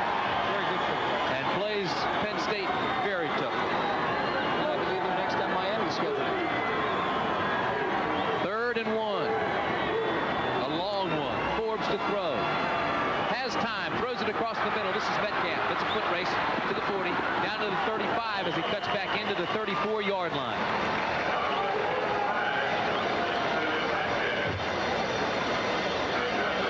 Big upset of the day, Texas Tech. 17-7 over number 8 Arkansas.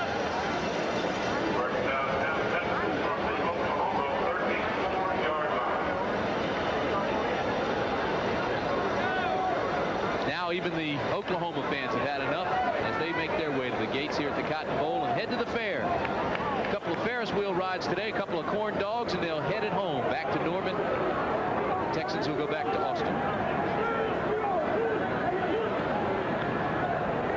Forbes, play action, rolls right, has plenty of room to run, but instead throws way over top of Everett Gay. But he had the corner, and it was wide open, and probably could have had a first down.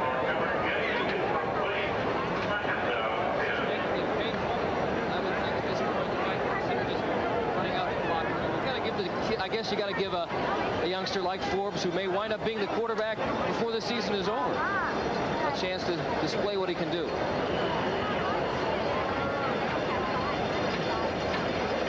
Boy, look at that one. 30-25, Boston College upsetting Maryland. Fourth quarter. I think they're purposely, Tim, not posting the final. You know, I was going to say that's a long football game. To give you a little hope there.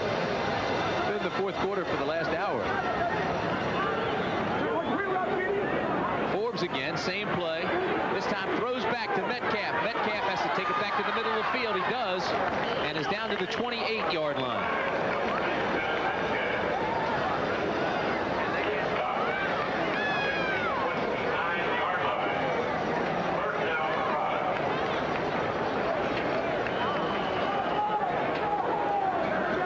Down to the 40-second mark. And mercifully, the clock ticks down. Again, Forbes throws, and it's incomplete. And that ball hit between the 4 and the 5 on Jeremy Robertson's chest. Robertson, just a redshirt freshman out of Houston, Texas. This ABC Sports exclusive is being brought to you by Cigna, a leader in insurance, healthcare, employee benefits, and financial services. By the U.S. Armed Forces, it's a great place to start. By Manville, 21,000 people with one goal, to be America's best supplier. And by Hayes Microcomputer Products Incorporated. Say yes to the future with Hayes.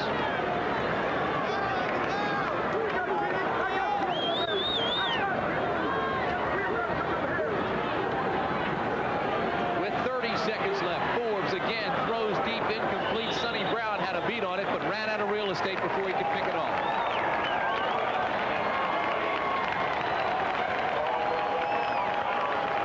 Well, 28 seconds remain on the clock. We'll be back right after this.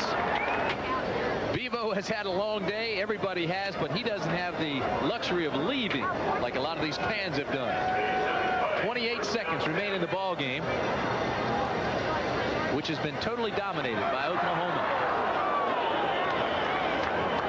Len Sullivan turns it up, and we are seeing some impressive freshmen now. Mike January, a fifth-year senior, made the tackle on the freshman.